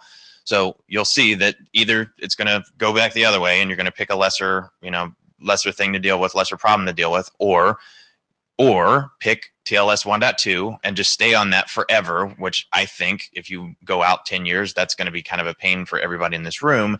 If, half of the industry is kind of on TLS 1.3 and the other half's on 2, I don't know how big of a deal that is for you, but that is a potential outcome. The third outcome is simply that we come up with some sort of middle ground, and there is an optional extension for enterprises within their own four walls, within their own data centers that control their own data and are trying to protect that data from theft and fraud and other types of use cases. That's really what we're trying to achieve, is some sort of happy middle ground. So I know that's a little bit controversial. If you go to the next slide, we are sort of on the fence, to be honest with you. Looking at the specification that's out there right now, the drafts for 1.3, it looks like if we were to have some sort of solution for a static Diffie-Hellman exchange, that could potentially not be violating any of the things that are in the current draft. We certainly want to socialize that more. very much open for your input on how that would best work, if it would best work, if it's completely ridiculous that we're even suggesting that sort of thing. We do expect there's going to be a pretty lively discussion on that, but that's why we're here, and we're not trying to do anything outside of transparency. We're literally just trying to protect our networks and make sure that we've got the visibility we need to both keep them running from his side and keep them secure from my side. And now the queue forms. We'll do flow control just so, because people tend to line up at the mic whenever they want. So. Hi, Yovnir. And you mentioned at the start that your goal is to have TLS 1.3 used in your enterprise and everywhere. For me, that is not a goal. And TLS 1.3 brings a few new things like zero RTT, which I don't care about, and PFS everywhere, which I do care about. Sure. And that's the part I care about. If you remove the PFS, I don't care about TLS 1.3. 1.2 works very well as it is. Actually, let me push on that though a little bit. So do you not care because this particular body can maintain both of those standards for the foreseeable future? Is that this body doesn't need to maintain 1.2. 1.2 exists. It's in code bases everywhere. It just works. And the same could be said for 1.1, 1.0, but we have specific things that we know are wrong with 1.1 and 1.0. So we don't want to go back to them. 1.2 is one. Yeah. If you don't want PFS, 1.2 is fine. Yeah, a quick comment or question. I thought I've heard people in this room say that when vulnerabilities are found in 1.2 that they're not going to be fixed. So I didn't have the impression that 1.2 was a viable long-term standard. With all the right, we have multiple vendors in the data center. They all have to agree to keep it going. There's nothing promising us that any vulnerability found in 1.2 won't apply just as much to 1.3 and force us to create a 1.4 that doesn't have that vulnerability. So 1.3 is no insurance against that. Yeah, but again, if you did that and then you didn't have the PFS limitations. So, the same point is that what is suggested in that draft is really something that the server can do on its own. I mean, the client can probably tell that it's happening because the server will have the same client would the same key share all the time. But unless the client is specifically looking for that, the client would just work. Right. So I'm not really sure why you need a draft for to kind of standardize it or make it look more secure than it is. I mean, yeah, it's been sent out the mailing list. You can make the Diffie-Hellman key share static, and then you lose PFS, but all the other things still work. So yeah, I'm not really sure why we needed a special draft for that. Yeah, and the intention from us is just to make sure that we've got a common spec that all of the vendors are going after, and we push for that within the internal networks. Back mic. David Summers Harris from Rakuten. I'm not a protocol guy, I'm an operations guy, but so I don't have much to speak into the protocol side, but you said you've got three options, basically use 1.2 forever, stop encrypting, or in order to use 1.3, need to tweak it.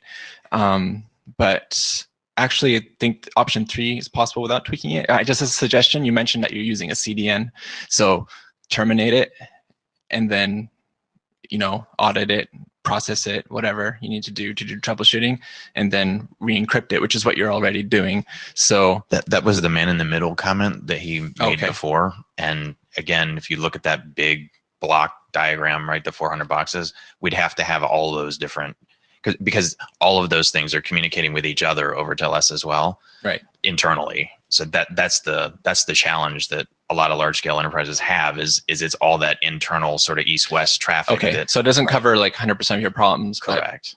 I would, from my experience, say it probably cover like 90% of your problems. And I would say it covers about 10.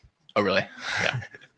Okay. It is a very valid architecture, and there's certainly things that we use that architecture for. I mean, user proxies, right? It's a great example. Somebody's trying to steal, personal data, and they're trying to email it out through, we're going to catch that through a proxy type solution or through a routed solution over an email gateway, right?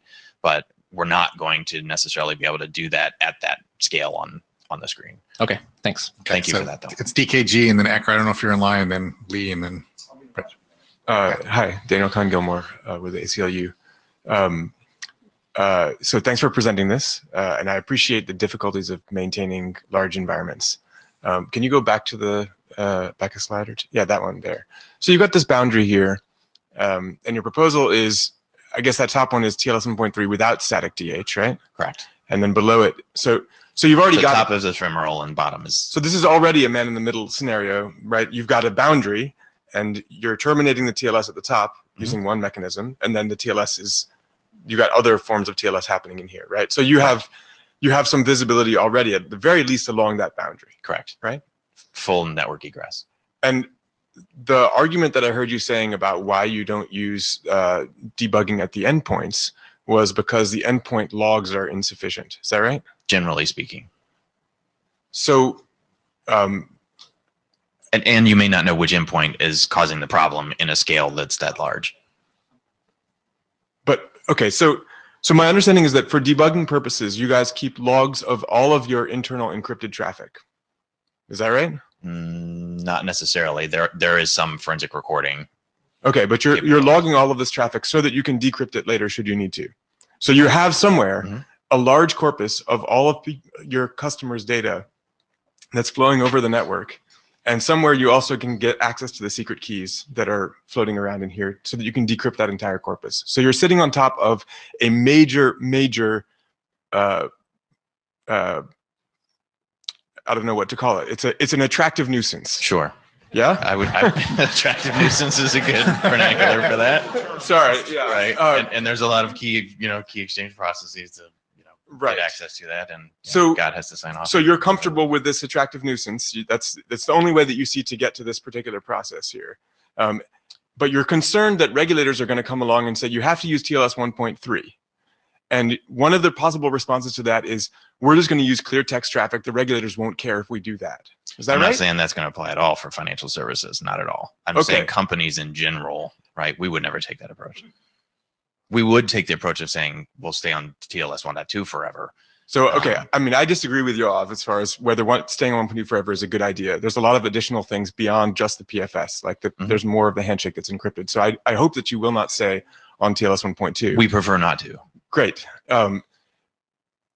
This approach loses the forward secrecy, which is a major flaw, and I recommend that you don't do that. If your problem is that you don't get access to the data because the logs that are being provided are insufficient, you can add one thing to the log, which is I will remember the ephemeral key for this particular session alongside all of the other transactions in the log. And then when you want to decrypt trace X, you find the trace that matches it in your logs, and then you can decrypt it using that ephemeral key. So there's additional ways to do this without blowing the forward secrecy issue, right? I mean, yes, now you're storing the keys. That's the same attractive nuisance that you have right now. I would prefer that you just not open yourselves to that particular vulnerability and that you log the things that you know you need for debugging in the future. I think this whole construct is not something I would want to see in the base spec. I do not want to encourage people to do this, and I do not want to give them a pass by saying, oh, well, it's in the base spec, so that's okay. If we go forward with a draft like this, I'm going to encourage that this draft actually be a draft that says, use ephemeral Diffie-Hellman. And then with some caveats at the bottom say, here are all of the problems if you don't use ephemeral Diffie-Hellman. And then if you want to adopt that approach, fine, but we're not giving you guarantees at the end. Yeah. No, I think that's something that's very valid, and we should definitely look into that. Sure. I know exporting ephemeral keys has been discussed by a few people. The one question I have about it is, to use the troubleshooting example, when you're tracing something, you don't know which app server they're going to hit, and you don't know which TCP conversation it is. So you trace everything for 2, 3, 4 minutes, you decrypt it all, and then you go look for the post or whatever it is you're looking for. So that's a lot of ephemeral keys from a lot of servers, because the problem may be in the web server, it may be in the app server, it may be in middleware. So it's not just one ephemeral key in one session. It's tons of ephemeral keys over tons of servers. So it has to be debated if there's a practical way to make that work, to export all those keys, put them somewhere, index them, keep track of them. So I'm personally not opposed to that solution. It's something I think this group could hash out. I've heard other people say the static ID is better just because of simplicity but it's a valid solution, but it has some challenges that I think need to be hashed out. Lee Howard. A little off topic, but I've got to say what I always say. You did complain that you got NAT throughout the network and that makes things a little more complicated. We have a solution for that. You could do IPv6, make your life easier. We'll eventually get there. Thanks for I was waiting that to see where plug. he was going to go. Nalini, you're after Eric, and then guy in the Yeah, red. just a quick comment on that. NATing is done for reasons other than IP address exhaustion. It's done for multipath routing within a data center so that return packets find their way back to the same guy that sent them. Yeah, Lee was joking. He's not totally serious. But we will get to IPv6. Sorry. NV7, whenever that comes out. Sorry. Okay, Rich Sauls, Akamai. I worked at IBM for 5 years, so this is actually a pretty simple diagram compared to what I've seen in many enterprises, former customers. So you can, if I understand correctly, you can get what you need without any protocol changes just by keeping the EDH for a week, right? Yeah, yes, it means a static key, non-ephemeral. Yeah. Static key solution would meet our needs. Okay, so Sorry, yeah, the static key solution would. The static key. Okay, so if what we, I mean, I read through Matt Green's document, and actually what I mentioned earlier, but I would propose more than semi-seriously, is we take out his security considerations and just put them into the security considerations of the TLS-13 spec. What used to happen back in the prohibition days is you get a can of grape juice and it would say, don't do this because it could become wine. And so it's like, don't do this. And if people like you have needs to do it, fine. But there's no protocol changes needed. You can't, as Yov pointed out, you can't stop a server from behaving badly. For all I know, there's some ASR 33 in the back room, recording my bank ID and password. There's concerns about informed clients, and maybe you can just do that, put it on your webpage. This is no PFS, but yeah, I don't see it as a big deal. Eric Escola. So I guess maybe a few pieces. So to the best of my knowledge, the specification does not require generating a fresh ephemeral diffie-Hellman for every connection. Someone mentioned to me that they thought it did. I went and looked. I don't see where we mandated that. In fact, the security considerations, I think, pretty clearly suggest that you might not do that by saying, if you don't do this, this is what happens. I know that there's at least one class of servers which already used which don't exfiltrate the Diffie-Hellman key, but do use the same Diffie-Hellman key for multiple connections for ultra-curved Diffie-Hellman. That's what NSS does by default. So it's not like there aren't servers that already do this. It's a little unfortunate that we don't have any security analysis for this mode.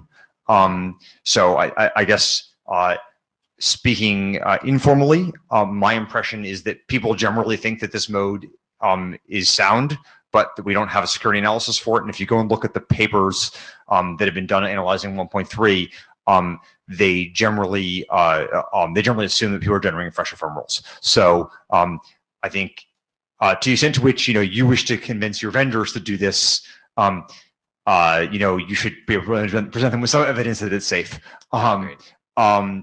I wouldn't imagine, for the reasons, given that the servers already do this, I wouldn't do part of this. Sorry, just indistinguishable from this in the sense that they reuse the ephemerals. I wouldn't imagine that most clients are going to require fresh ephemerals on contact with the server. Certainly, I wouldn't expect NSS to do that. I don't think Boring's probably going to do it unless somebody makes it. Would you enforce fresh ephemerals ordinarily? Yeah, exactly. So it's a pain in the ass to do, so people probably won't do it. I guess. Can you go back to your next slide or forward next slide? I think really the question is, what is it you're looking for here? I think, I like DKG, we like to put this in the main specification. It seems to me that what you need is a thing to point your vendors at that says, please please make your TLS stack behave this way. Ideally in a way that's been vetted by the right community and with So, community. right. So I guess that's sort of the question I was going to ask is I mean, you have a document which no doubt could be buffed, and it could have some security analysis, which no doubt someone could provide you, though you'll no doubt have to get someone to actually do it. Sure. What is the certainly you could have an RFC on this by simply submitting an informational series or something like that, right? So I guess what is it in fact you need to get your job done from a document sort of stamping perspective? So again, just to be Would clear, that if you submit an informational draft that had that and a paper by Matt Green saying it was okay, would that get your job done, or would you do something else? So to translate that, there are multiple ways to get to be an RFC, Sure. right? Through the working group, directly through an AD, and through the independent stream editor. And there's like a couple of others, but they're not really open to this because you're not on the IAB or other stuff. So that's basically what he's saying about like which stream. Yeah. So I mean, ideally, the TLS working group would help come up with the right consensus on how you would handle this type of a problem in this type of an enterprise. Again, we're not alone. There are a lot of enterprises that are faced with the same thing, and we'd come up, the RFC process that way. Ideally. Right. Yeah, and I guess the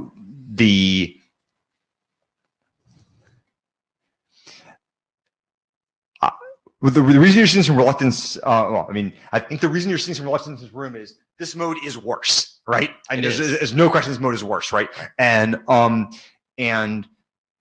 which is again why we would only want that to be used internal to internal to the network, not ever out on the public internet. And to be clear, Matt's draft is definitely not glossing over that part in the security. No, I don't disagree. I don't disagree with that. I guess what I'm trying to figure out is like, it sounds to me like you don't think an RFC number is enough, because you can have that for more or less for the asking, and so I don't know. I guess another possibility that I think I suggested to Stephen Witt earlier is you might consider taking this to X9, who I think is generally more sympathetic to this kind of shenanigans. I mean, I think so. So I guess I'm just trying to figure out what gets your job done. Daniel Franca, Akamai. So following up on the earlier question when you were asked about just logging ephemeral keys, you noted that while you have hundreds of application servers, that means hundreds of ephemeral keys to keep track of. Mm-hmm. But if you have hundreds that means you must already have hundreds of ciphertext dumps to keep track of and hundreds of server private keys to keep track of. So why does this really represent a big marginal increase in complexity? I think. Do you want to answer that?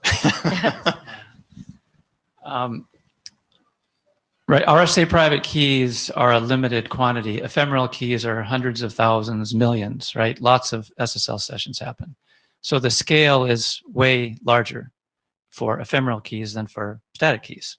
Does that make sense? I'm not a cryptography expert, by the way, so don't expect total expertise. So just if your concern is just volume of data, then you already have the entire packet cap. So you're just adding a 256-bit key on top of that. Yeah, I don't know that volume is the problem. It's the complexity of keeping track of all of them through thousands of servers and millions of sessions. Yep. Can I add one thing to that? Because I share your problem. It's also going to be matching them up for points in time when you're doing diagnostics, and I think that's going to be a horrible nightmare. Yeah, and again, Mike to Ackerman the from earlier Cross, point. Sorry, could you say that your name one more time? Mike Ackerman from Blue Cross. Thank you, Mike. You're up. Nalini Elkins, Inside Products. One thing that occurs to me is that it's something that happens with a lot of different things. IPv6.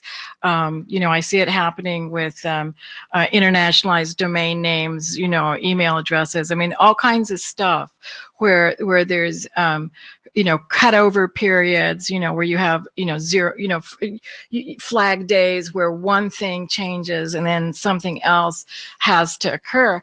If there's a lot of operational problems for a certain group that are going to be created, I kind of feel like maybe it's incumbent on us to put a little bit of work into, helping these guys out here. And if you see it in some ways as a transition mechanism, this whole thing with static DH, it's because I think, of course the servers can do it. And yes, you can go through the independent stream and get an RFC number. But it's going to be a little bit of a struggle anyway, figuring out all the different OS manufacturers, crypto libraries, et cetera, that need to be changed. So I guess maybe having a draft for this kind of thing, which we all look at and has a really good security analysis, and which we've thought about. I just wonder if that might be good, because you just don't know what's going to happen in the next few years. Maybe in 4 or 5 years, we all learn something super new that changes the way we think about everything. But them, people like them and a lot of other people have huge amounts of infrastructure they need to change. No question that PFS is the way to go. It's just, how quickly can people get there? And, sometimes it's a little slower, for some people than others. All right, we're going to clip a line after Kathleen. I think it's there. Or Dave, you're going to get in front. Can you slip in front of Kathleen somehow? Is that all right, Kathleen? Subodh? Hi, Subodh Iyengar. The current version of the spec already has like a way to do non-forward secure encryption, like out-of-band PSKs, for instance. So you don't really need to change the TLS implementations to always generate a static Diffie-Hellman key. You could apportion like the PSKs and schedule them into machines based on time, like so that diagnostics problem. So the PSK is based on time and some other secret which is rotated eventually. So you could have a smarter key schedule. So there's other ways to accomplish this without having the TLS implementations change with even the current RFC. So why would that not be practical? I'm curious to hear your concerns about that. I don't think we've explored that. Okay. That's a fantastic suggestion. DKG, you want to go before or after? No, it's DKG. So there are other mechanisms as well that would that you could use to not actually have a single static key. So sorry. The first thing I wanted to observe is that there are other mechanisms that exist right now where when you have repeated machines talking to one another, session resumption is going to cause non-forward secrecy, right? Because there's session tickets, particularly in the use of session tickets. Your data is actually decryptable as a result of the session ticket cache, right? So if the key in 1.2 and also in 1.3, for as long as you retain the keys to your session ticket cache, then all of the traffic that was used to flow across that one resumed session is decryptable. So forward secrecy is not a binary thing. It's a continuum about how long is your session forward secret for. So if you're going to approach anything like this, you should be clear about what the window of forward secrecy is that you're achieving. Great point. And make sure that you are minimizing that window as much as possible to reduce the size of the attractive nuisance that you maintain. Absolutely. And yeah, and we could do that separately internally versus externally. That's interesting. So I'm Debbie Cooley from NSA. So I think you need to look more closely at your architecture of your data centers. Use your man in the middles intelligently, right? So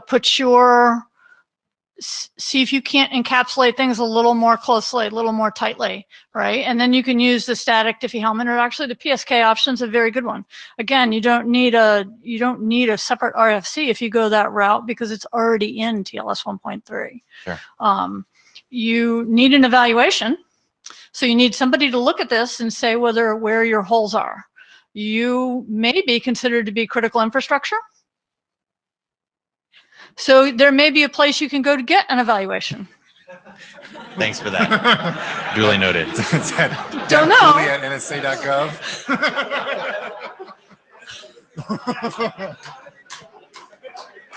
Sorry. So perhaps I should have said I'm NSA IAD, right? So yeah. I mean, and anyway, that's my 2 cents. Thank you.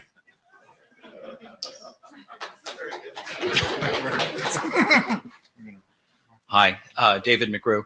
So I wanted to ask about the details of what would a TLS server do in your environment. So if I understand right, you're asking for the use of static Diffie-Hellman on the server side. So you have, I think you said 400 TLS implementations, TLS server implementations, something like that. On hundreds that of them, one application. something like that. And So there's about 1,500 of those. that you would be asking the implementers of those implementations to add a knob to turn on static Diffie-Hellman plus a way to export it in some sort of format that would be Something standard like enough that. that it could be imported somewhere else. Right, something like that. Yeah. So I think we need to be conscious that we don't want to encourage knobs to turn down security that could be misused, right? And I'm very sympathetic to, one, running a data center correctly, and two, making sure that data is not being exfiltrated out of it, right? Which is a really serious concern. But at the same time, I think, this group needs to make sure that, our recommendations, don't provide a knob that, would be misused by other people not in this room. Sure. All right, Kathleen's bat and cleanup. Kathleen Moriarty, Security AD. So first off, thank you very much for coming and for presenting your problem. We do need customers to be part of the process. And, from what I've seen on the list and in this discussion, you guys have just gotten a ton of help. And I really hope that the expertise shared with you hits home. Otherwise, a lot of I don't have a U.S. bank account, but I think people who do might be jumping ship at the moment who are in the room. We're just an example. Now, yeah, so let's see. Hitting on the last point that I guess feeding off of David McGrew, wiretapping, we have this RFC 2804. We don't agree with wiretapping, right? And this fits into that. However, you look at RFC 2804, we do think it's also good to document when you do find loopholes to that, right? But it doesn't need to be a full RFC. It doesn't need to be a standards track RFC. So ISC process that Sean mentioned can be used for that. So in looking at Matt Green's draft, it is fully baked, but listening to some of the discussion, so it's baked enough to be published, right? So from an IETF perspective, but if you're looking at like some of the architectural decisions and some of the modifications that could be done, like DKG was mentioning, maybe we could, if he's willing to help on that, on an ISC stream to get some of these things documented, that might be one route.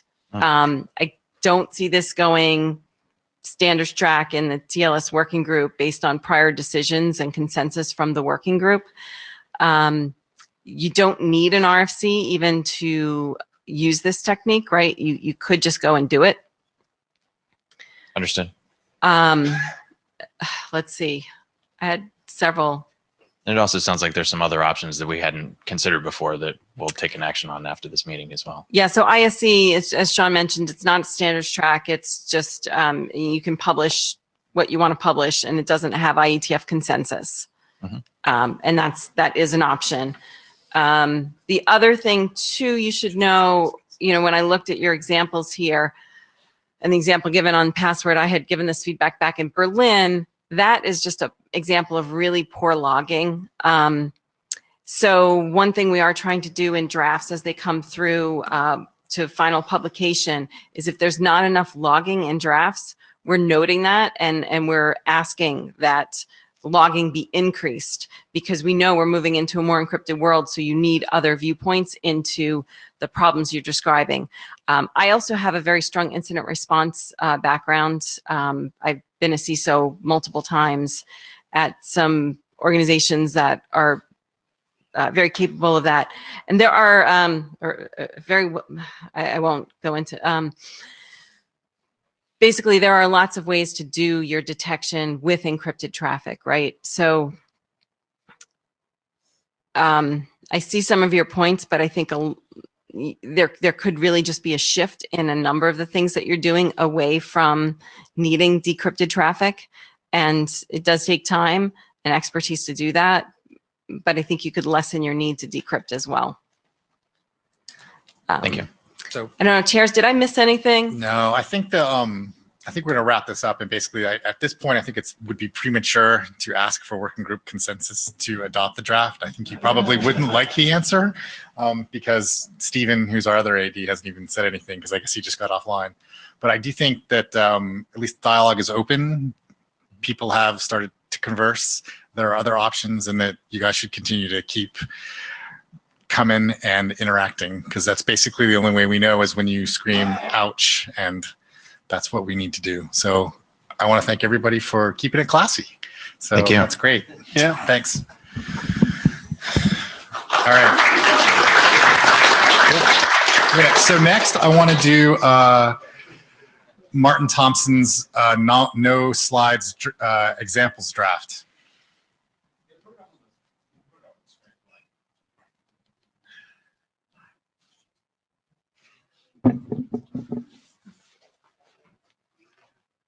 Sorry. I too have hex dumps.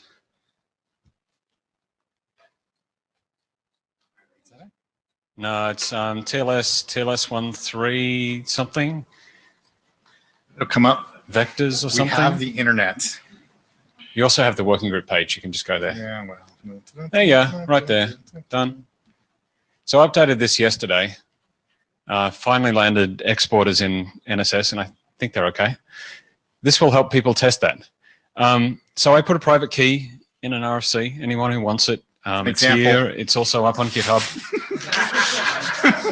It's an example. Don't use this in public. Don't use this on the internet. Don't use this. That's actually the entirety of the security considerations for the document. Don't use this private key. It also mentions that it's 1024 bits, which is about the smallest that we can possibly accept with all the cranks turned down. The rest of the document looks like this.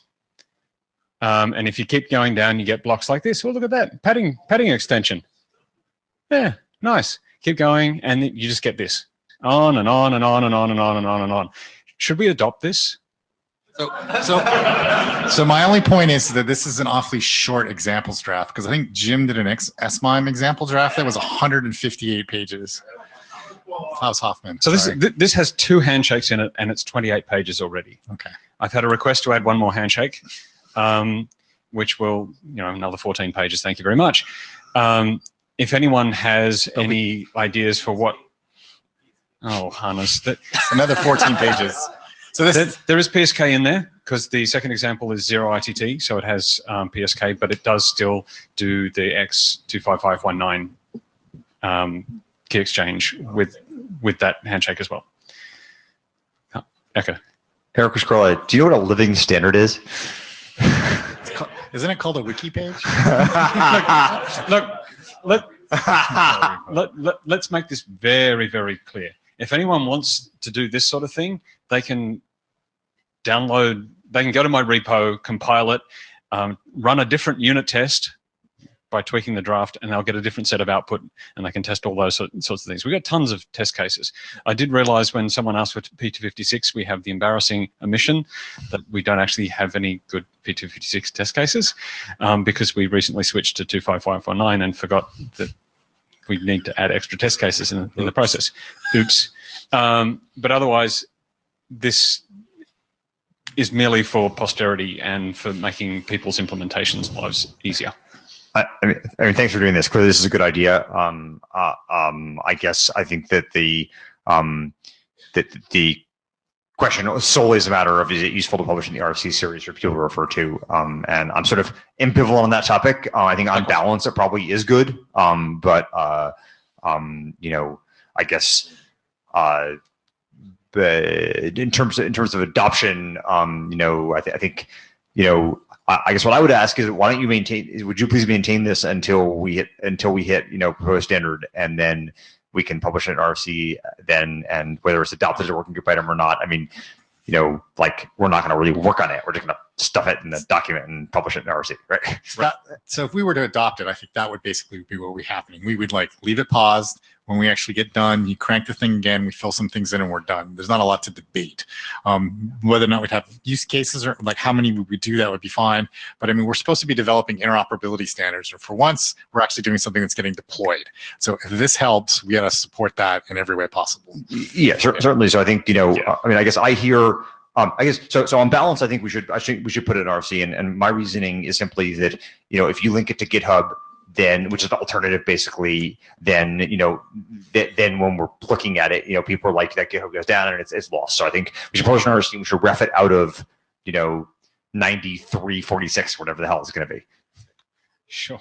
So one thing is, it's very easy for me to add unit tests, and probably the only thing that I would use working group input for is deciding which unit tests to write and which ones to include in the document. And currently I have one unit test. And working group input on which ones to use would be probably the I guess the main thing to look at. Yeah. All right. DKG?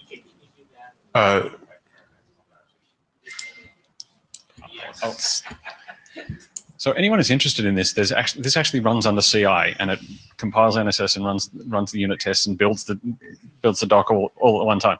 So you get a different doc every time because we don't actually fix the keys. So this is DKG. Thanks for writing this. I think this kind of concrete examples are really useful. I'm not convinced that actually having it in an RFC is the most useful way to do it. And I confess I haven't read this draft. So someone's going to tell me that bit 700 is wrong. It happens. But so actually, I'm not sure if you have intermediate results. That is this just wireframe? What's on the wire? No, this is intermediate results. The whole point of this is to capture primarily the key schedule. So if you scroll up a few pages, you'll probably see an HKDF. Sean, can you give us a few pages in the middle of the hex? Yeah, so you'll see here when the client calculates a finished. I don't know which one it is because I don't actually have that in the logging, but we can fix that. And it shows you the PRK and the info that goes into that. Excellent. And all those sorts of things. So this is great, but I think what we need to do is to actually go to, I don't know if it's RFC editor or who within the IETF, but if our concern is that GitHub might go away and we consider the RFC publication process to be more stable, we should encourage additional fate shared. Fine. We should encourage additional ways that we can publish useful repositories of this kind of stuff. This data, extracting this data is not going to be a fun job for anyone. We'll let our IAB person get up and get the microphone. Sorry, but if the goal is to have this stuff be useful, it would be way more useful to have many more copies than just this one. And I don't want to read, no one's going to read the 100-page document, and no one wants to extract this stuff from the document. They want to pull it from a tarball. So we should be hosting tarballs of test vectors. Come on. Joe Hildebrand cutting the line with my IAB hat on to respond to your suggestion. So yeah, it's possible that we could do that. It's also possible that we could just decide that having effectively normative references to GitHub is okay. And I think that we could have a conversation about both of those things, and I think we should. I would say let's start with sending a note to RFC interest, which is, there's a mailing list where we talk about this stuff, RFC-interest, and let's get the conversation started. So I think we do have an RFC that was published with Tarball. It was one of the codecs, right? I mean, we could just, he's in line, sorry. Hannes, so it was before the Berlin IETF meeting when I struggled a little bit with the key derivation function, and for those, specifically for the use, for the DLS 1.3 use of the HKDF, I think having desk vectors is really useful. For some of the other things, like we see here, a lot of finished, calculating finished and so on, it's probably less so, but I think having a few test vectors, even in the TLS specification itself, for the main building blocks, that would be useful, because if you mess this up, like everything else will fall apart. And in fact, at one of the hackathons, we had put test vectors together and shared them among the group, because that was the problem. Yeah, so I think probably more to DKG's point, the best value you get out of this is interop testing. Like, you get the best mileage out of this, but this does provide a great number of test vectors for someone to extract if they wanted to do this. And most of the time you get it right on one of them, and you test it with a bunch of other ones. And so there's however many iterations of HKDF in this document that provide different combinations and permutations as used in TLS, that you can rip out and test any one of those. And you can then test again once you get that one working with one of the other ones. I think that's probably the extent of the value that someone's going to get out of it. Richard Barnes, I'm sort of on the ambivalent train here about this, whether it's useful to put it in the RFC series. I think if we do, we should think a little bit about how to make it kind of automatically processable, so we can have multiple stacks produce things for comparison to make sure that bit 743 isn't wrong. I'm kind of dealing with the limitations of the format. I can produce any shape of output that is possible. That is 72 columns wide, yeah. Well, I mean, I could not produce an RFC and produce a tarball in the same way. Just name the format. I can do PCAP So Colin, Jason, I mean, don't get wrapped up in this. This is all crap. I mean, I published documents that we stuffed the tarball in the back, and a link to the GitHub repo where you'd get the actual information you wanted. And I published ones where you encoded examples. There's a bunch of these in there. No one cares. Just throw them in. Don't bother discussing it. You don't need any new process. Just do it. The important thing is the link to where the GitHub repo is. Yep. But the reason that I think it's very valuable to publish these actually has nothing to do with them landing in the RFC editor queue. It's the process that every single time we went to publish one of these things that we thought was perfect, and we knew was perfect because it interopted and it was generated from an implementation that interopted, it turned out it was wrong. And it's the review process of going, this one right here is the golden copy, whether it's in GitHub or not. It was the choosing the golden copy and blessing it, right? That was the important process. It didn't matter where or how you publish it. So, and I think these examples, I mean, I was trying to implement TLS on a very constrained device, and like, boy, I would have really wished I had things like this to check what, yes, I knew my thing didn't work, but which stage along the 22 steps did it go wrong? This type of stuff is so valuable, particularly when you're, implementing without really understanding how the specs work. So this topic, this got a lot longer than I thought it was going to, so I'm going to clip it after Dan, the line. Oh, go ahead. Yeah, this is great. This is great. This is great. And RFC is way much better because we've got, a tarball with a bunch of files isn't going to work on all the platforms we have anyway. The simplest way I'm going to be able to test this in OpenSSL is to cut and paste and then dump it into whatever my tooling framework is. So in that case, just put a new line after the colon so I can just seriously, right? So I can just cut and paste lines. Speaking of limitations of tools, that one may actually be quite difficult. Lined up because he only has 2 columns of No, I can work with that. So, Dan York, I was waiting for when Cullen stood up here and talked. I was just going to emphasize something that in what he was saying, which is that going through the RFC process forces people to actually read it and get a higher level of review. Because we had tools, and Cullen and I were saying that in the SIP side of things, we had different test suites and stuff that were in wikis, and people were not necessarily maintaining those or making sure that they were up to date. So I would say the publishing process is good for that regard, that it does enforce the discipline of making sure people actually check all of it. I think it's great that you're doing this, because I think anything that helps implementers provide, because we've seen that with other folks who have been saying, how can I know that my product really does all the things that it does? So it's good stuff, I think. All right, so what we're going to do is we're going to, sometime early next week, take this to the list for working group adoption. If there's anybody that thinks this is a really stupid idea, you should get to the microphone now. All right, I'll sit down. Now, this is a special opportunity. Yes. All right, cool. So we're going to take it to the list, and everybody can comment there. I think this is pretty straightforward.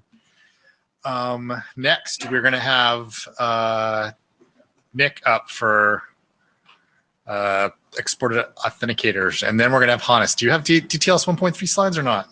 I did not send them. You did not.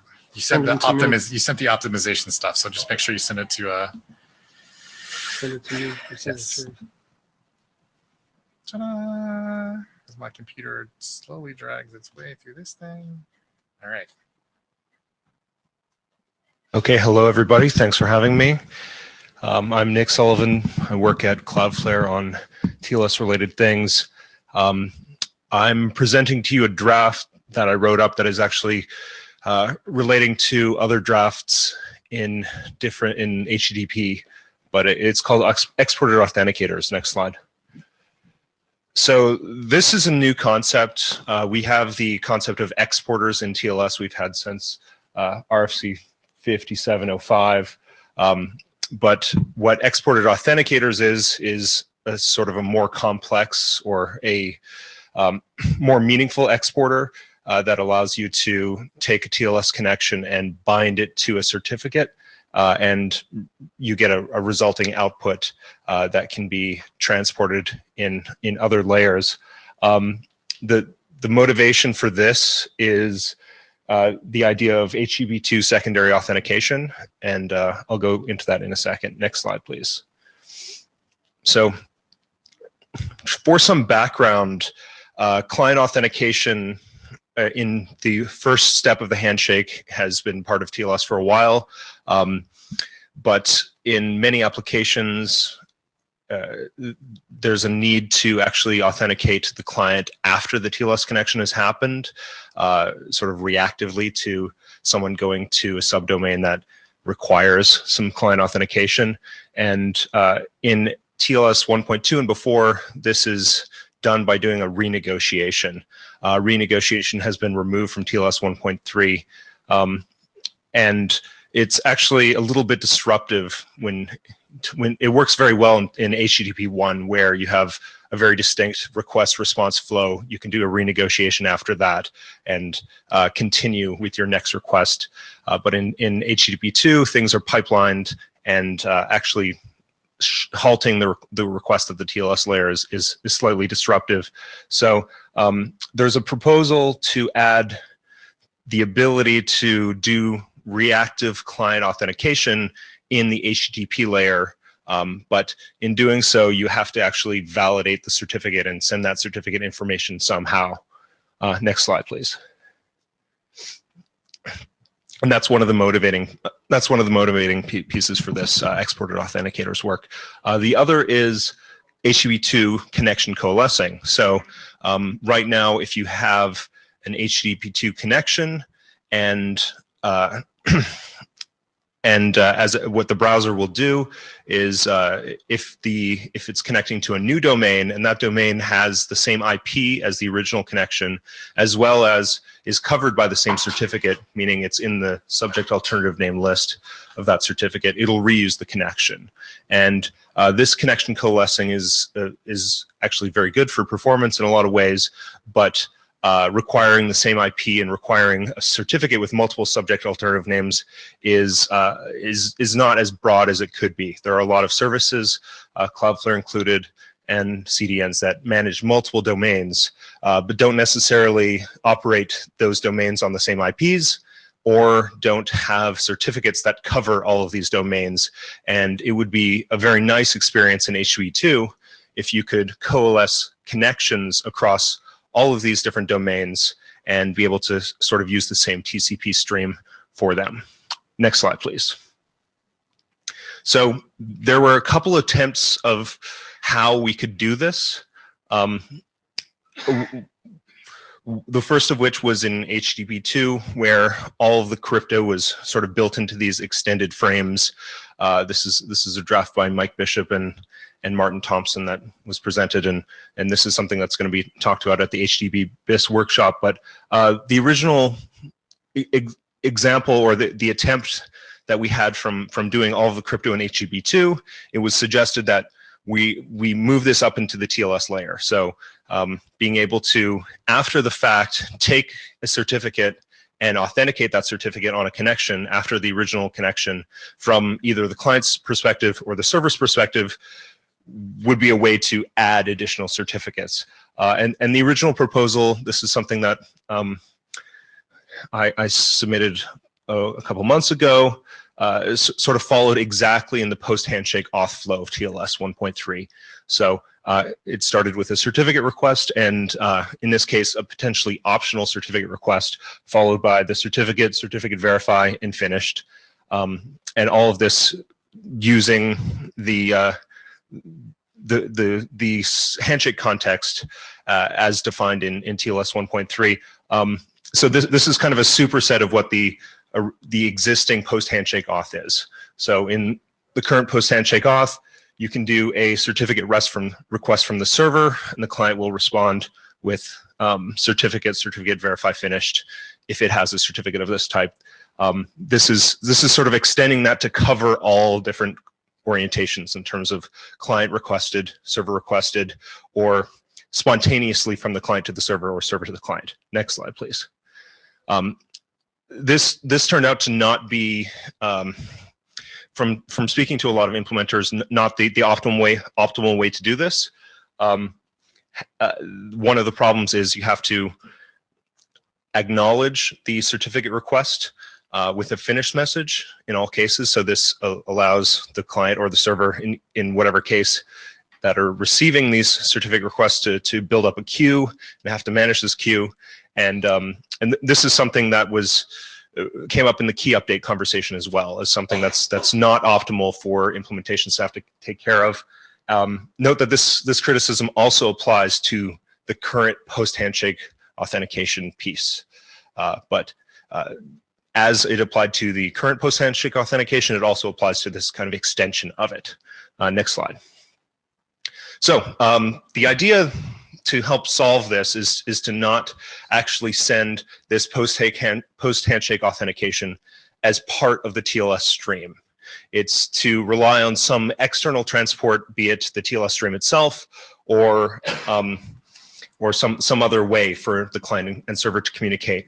And essentially, what happens is these post-handshake messages, rather than being sent, they're exported. Next slide, please. And this is really the diagram of how it would work. So your application in talking to TLS would send to it, we start in the top left there.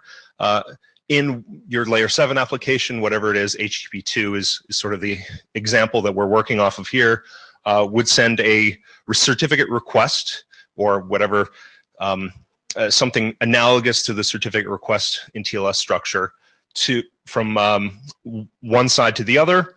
And this certificate request would go into the application layer. It would choose the correct certificate that matched that request and the key and call into this new API, into TLS, that says, okay, give me a certificate proof from this certificate. And it would create the certificate verify, and finish message that would have been used in the post-handshake authentication and export it, or something very similar to that. It's basically a proof that this certificate, that the client or the server in this case has possession of the private key associated with that certificate, and it is bound to the handshake and the TLS context.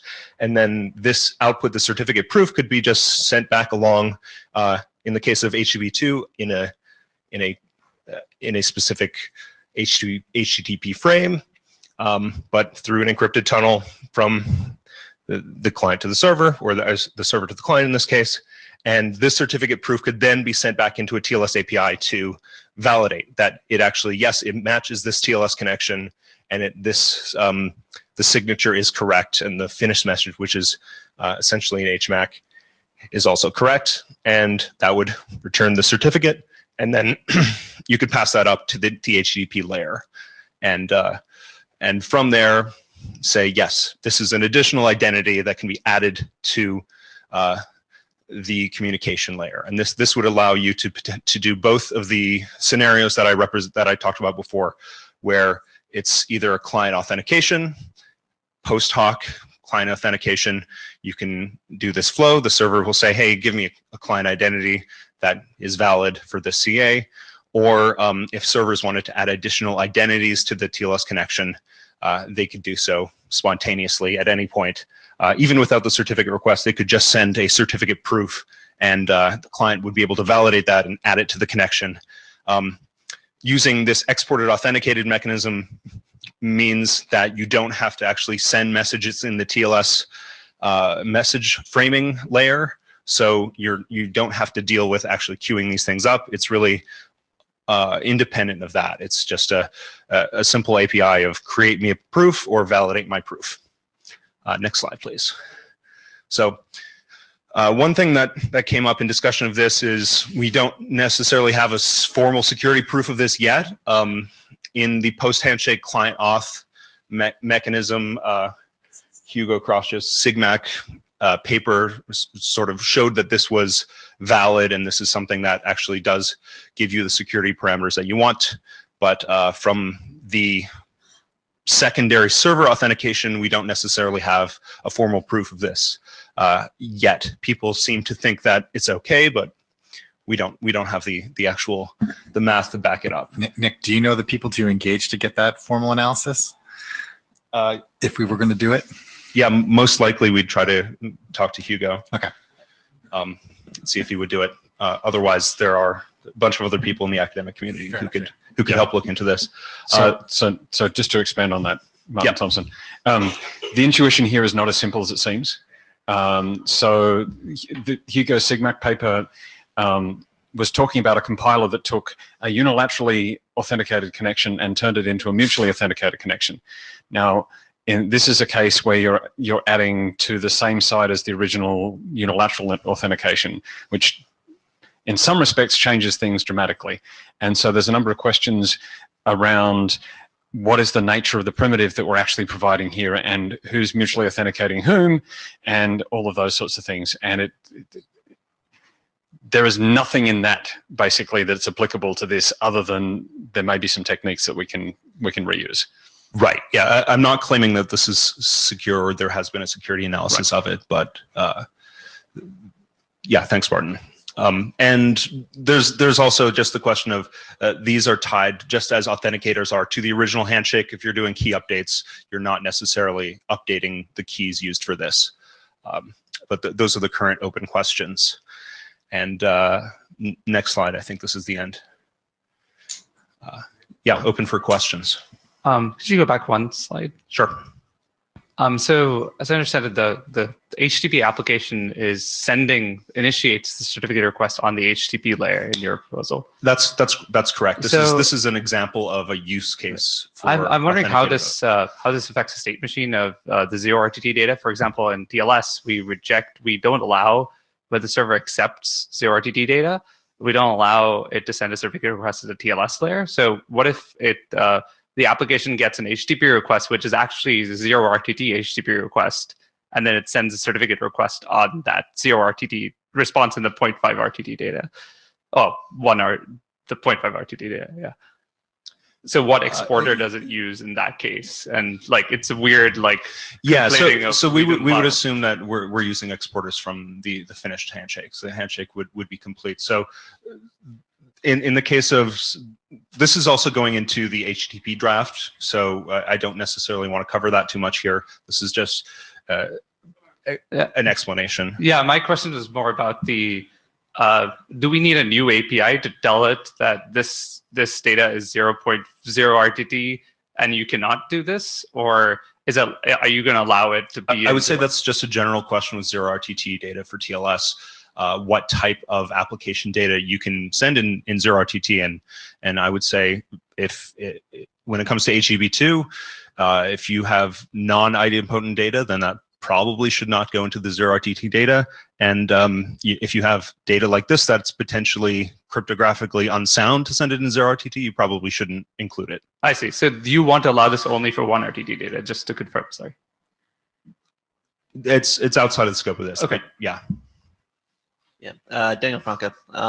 Sorry if this is slightly tangential to your talk, but is anybody working on an RFC 5705 BIS to cover TLS 1.3? I was just going through that draft and I noticed that it explicitly references the TLS 1.2 PRF, and since we've changed the PRF for 1.3, I think a BIS might be in order there. Oh, yeah. So to answer the question is there a BIS for the exporters? And it's really been incorporated into the 1.3 draft. Right. The exporters. Thank you. Hi, Jeff Hodges. So this is happening at the app layer, at HTTP layer, right? The transfer of the data is handled. Okay. At the HTTP layer, yes. Okay. So when the app layer calls into these postulated APIs, does that change the state of the TLS stack? No, it does not. So this is completely stateless in the TLS stack. Okay, so you're really not adding a notion of an authenticated identity to the TLS stack at this point. This is all happening at the TLS, at the HTTP layer. Right. You're taking an identity and binding it to the TLS layer or the current TLS connection. Okay. And So providing a proof of it through this export. why do all this? Why not use token binding to just bind whatever the app is sending across at the HTTP layer to the TLS channel that way? Why go through all these extra machinations of certificate messages and verify and finish messages? Sure. I mean, it's Martin, not you want to clear. step up and explain? So, Martin Thompson, the fundamental issue here is that we have a multiplex protocol sitting on top of TLS here, and whether that be QUIC or HTTP2, and you need to be able to bind this authentication that's going on into a particular request, and being able to identify which request this authentication is talking about, or which application level construct this authentication is associated with, is important. And one of the problems with doing, say, renegotiation in HTTP2 is that you can potentially have many requests outstanding, and you don't know where to throw. Say for instance, you've got a browser with 10 tabs open, and all those 10 tabs are going over the same connection in H2. When one of them triggers an authentication request, which one do you show the certificate request prompt in? Which browser tab are you going to show that in? These requests are made in some sort of application level context, and you need to know which one of those contexts you're in when you make that request so that you can service it correctly.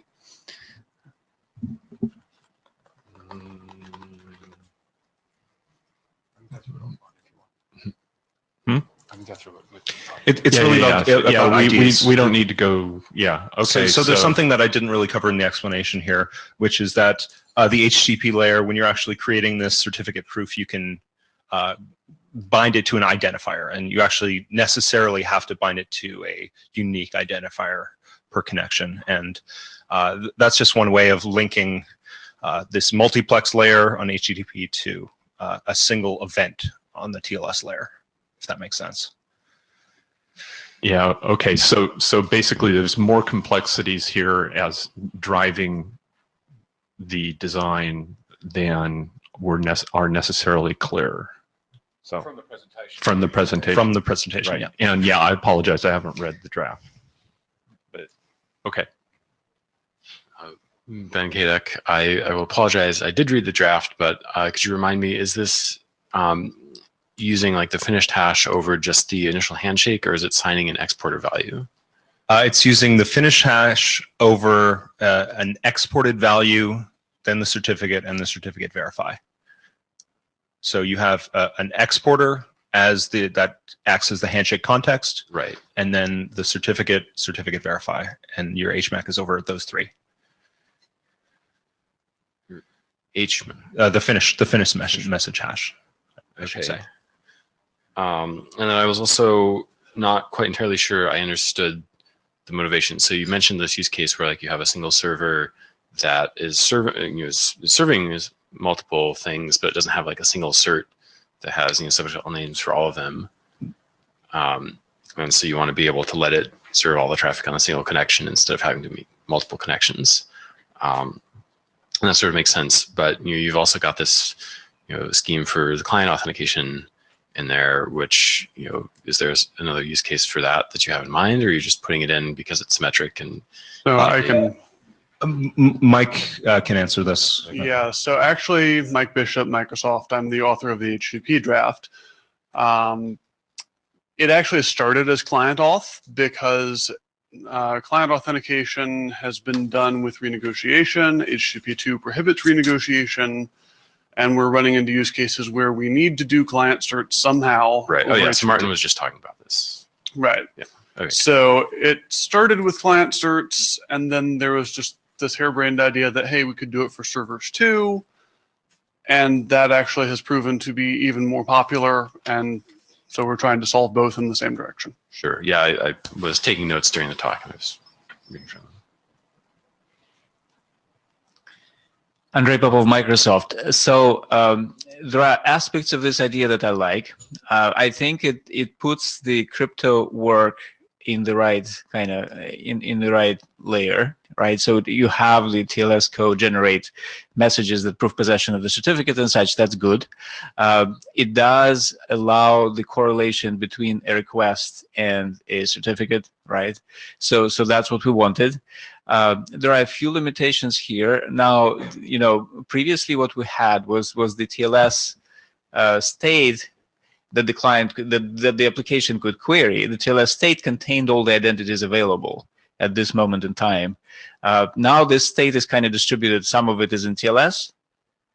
Some of it is in the application kind of. So those two things kind of need to be combined to get a full picture of the identities asserted by the peer.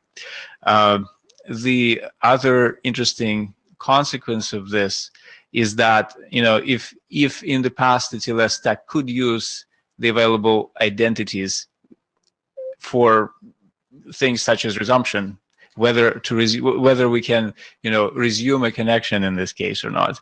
Now it's not all of this information is available to the TLS stack, right? Unless the TLS stack is actually hashing all of it, caching all of that, all of the supplemental identities, right? That information might not be available. So there are some interesting consequences to this, but I think it does solve the primary use case. Yeah, and I think what you mentioned there, the TLS stack being able to cache these identities whenever you do the actual take the certificate proof and validate it. I could in principle you could in principle store it there. But can I, also in the past, I was able to generate, for example, a new session ticket, right, including all the identities, which in this case, I'm not sure, like. You can generate a new session ticket. I can still generate and it will be sent. Okay.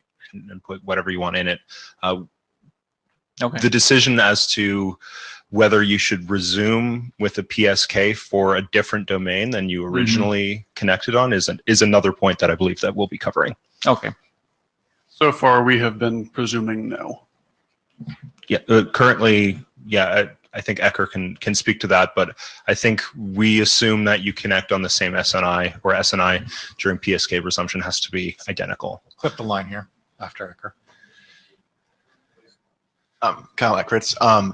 So in the draft right now, these messages are sent in plain text at the application layer out of the TLS layer.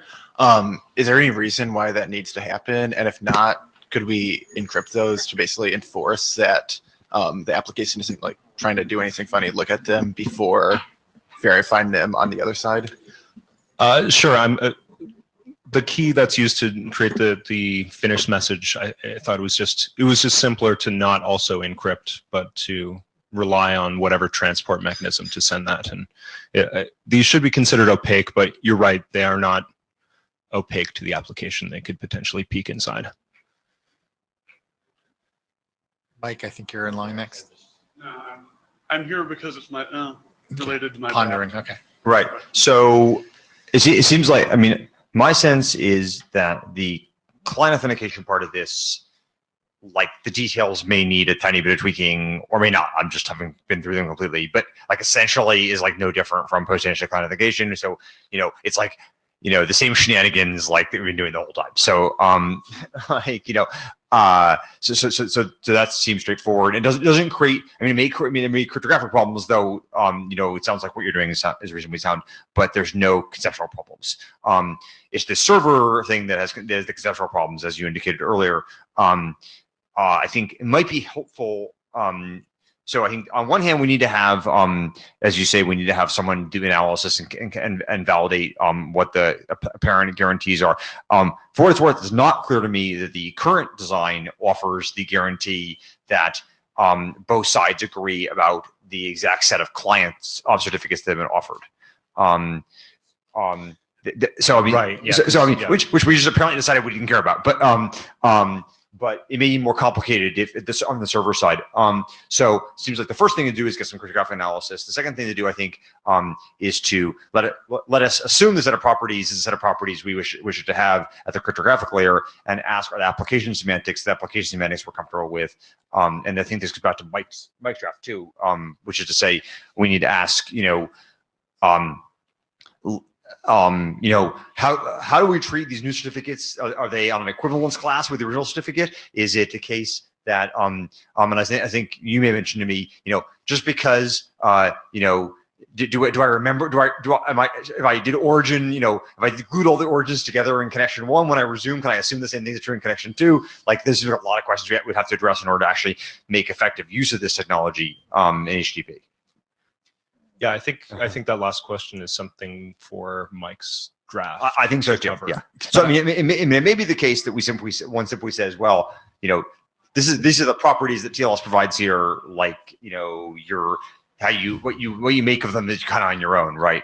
But given that, the rationale for doing this work in TLS draft was that we theoretically had the ability to analyze it, and probably the semantic questions do at least have some TLS, salience, right? So we probably do have to think about it a little bit. But So all right, so to close this off, because we're out of time at this point, right? So my sense right now is it's maybe a little early to ask for working group adoption, but you seem like you're definitely on the right track. So my sense is that we should continue on getting input and as much as we can, and then in a month or so, or maybe like early next year, we'll get a sense of whether or not we can go ahead and go for working group adoption on this. But before I do that, how many people actually read the draft? You read the 0.0 version of this draft? That's fantastic.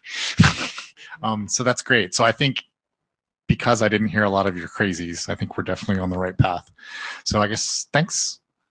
And to remind everyone, we have a session on Friday. There are things that we're going to talk about that you will care about, like DTLS and other things. So we're going to get somebody to do a proxy of Hannes, but we have other things to talk about as well. So we'll see you then. Thank you.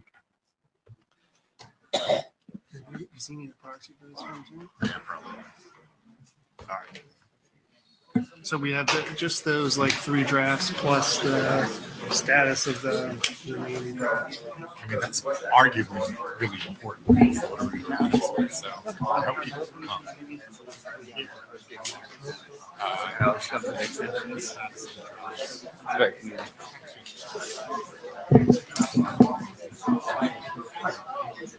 Yeah, that's what I was thinking, to do that first, right?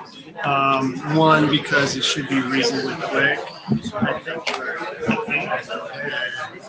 Of course, I thought some things today would take less time. I think Marty's draft is going to take that long. Yeah, we still need to get into that hard. It was a nice break.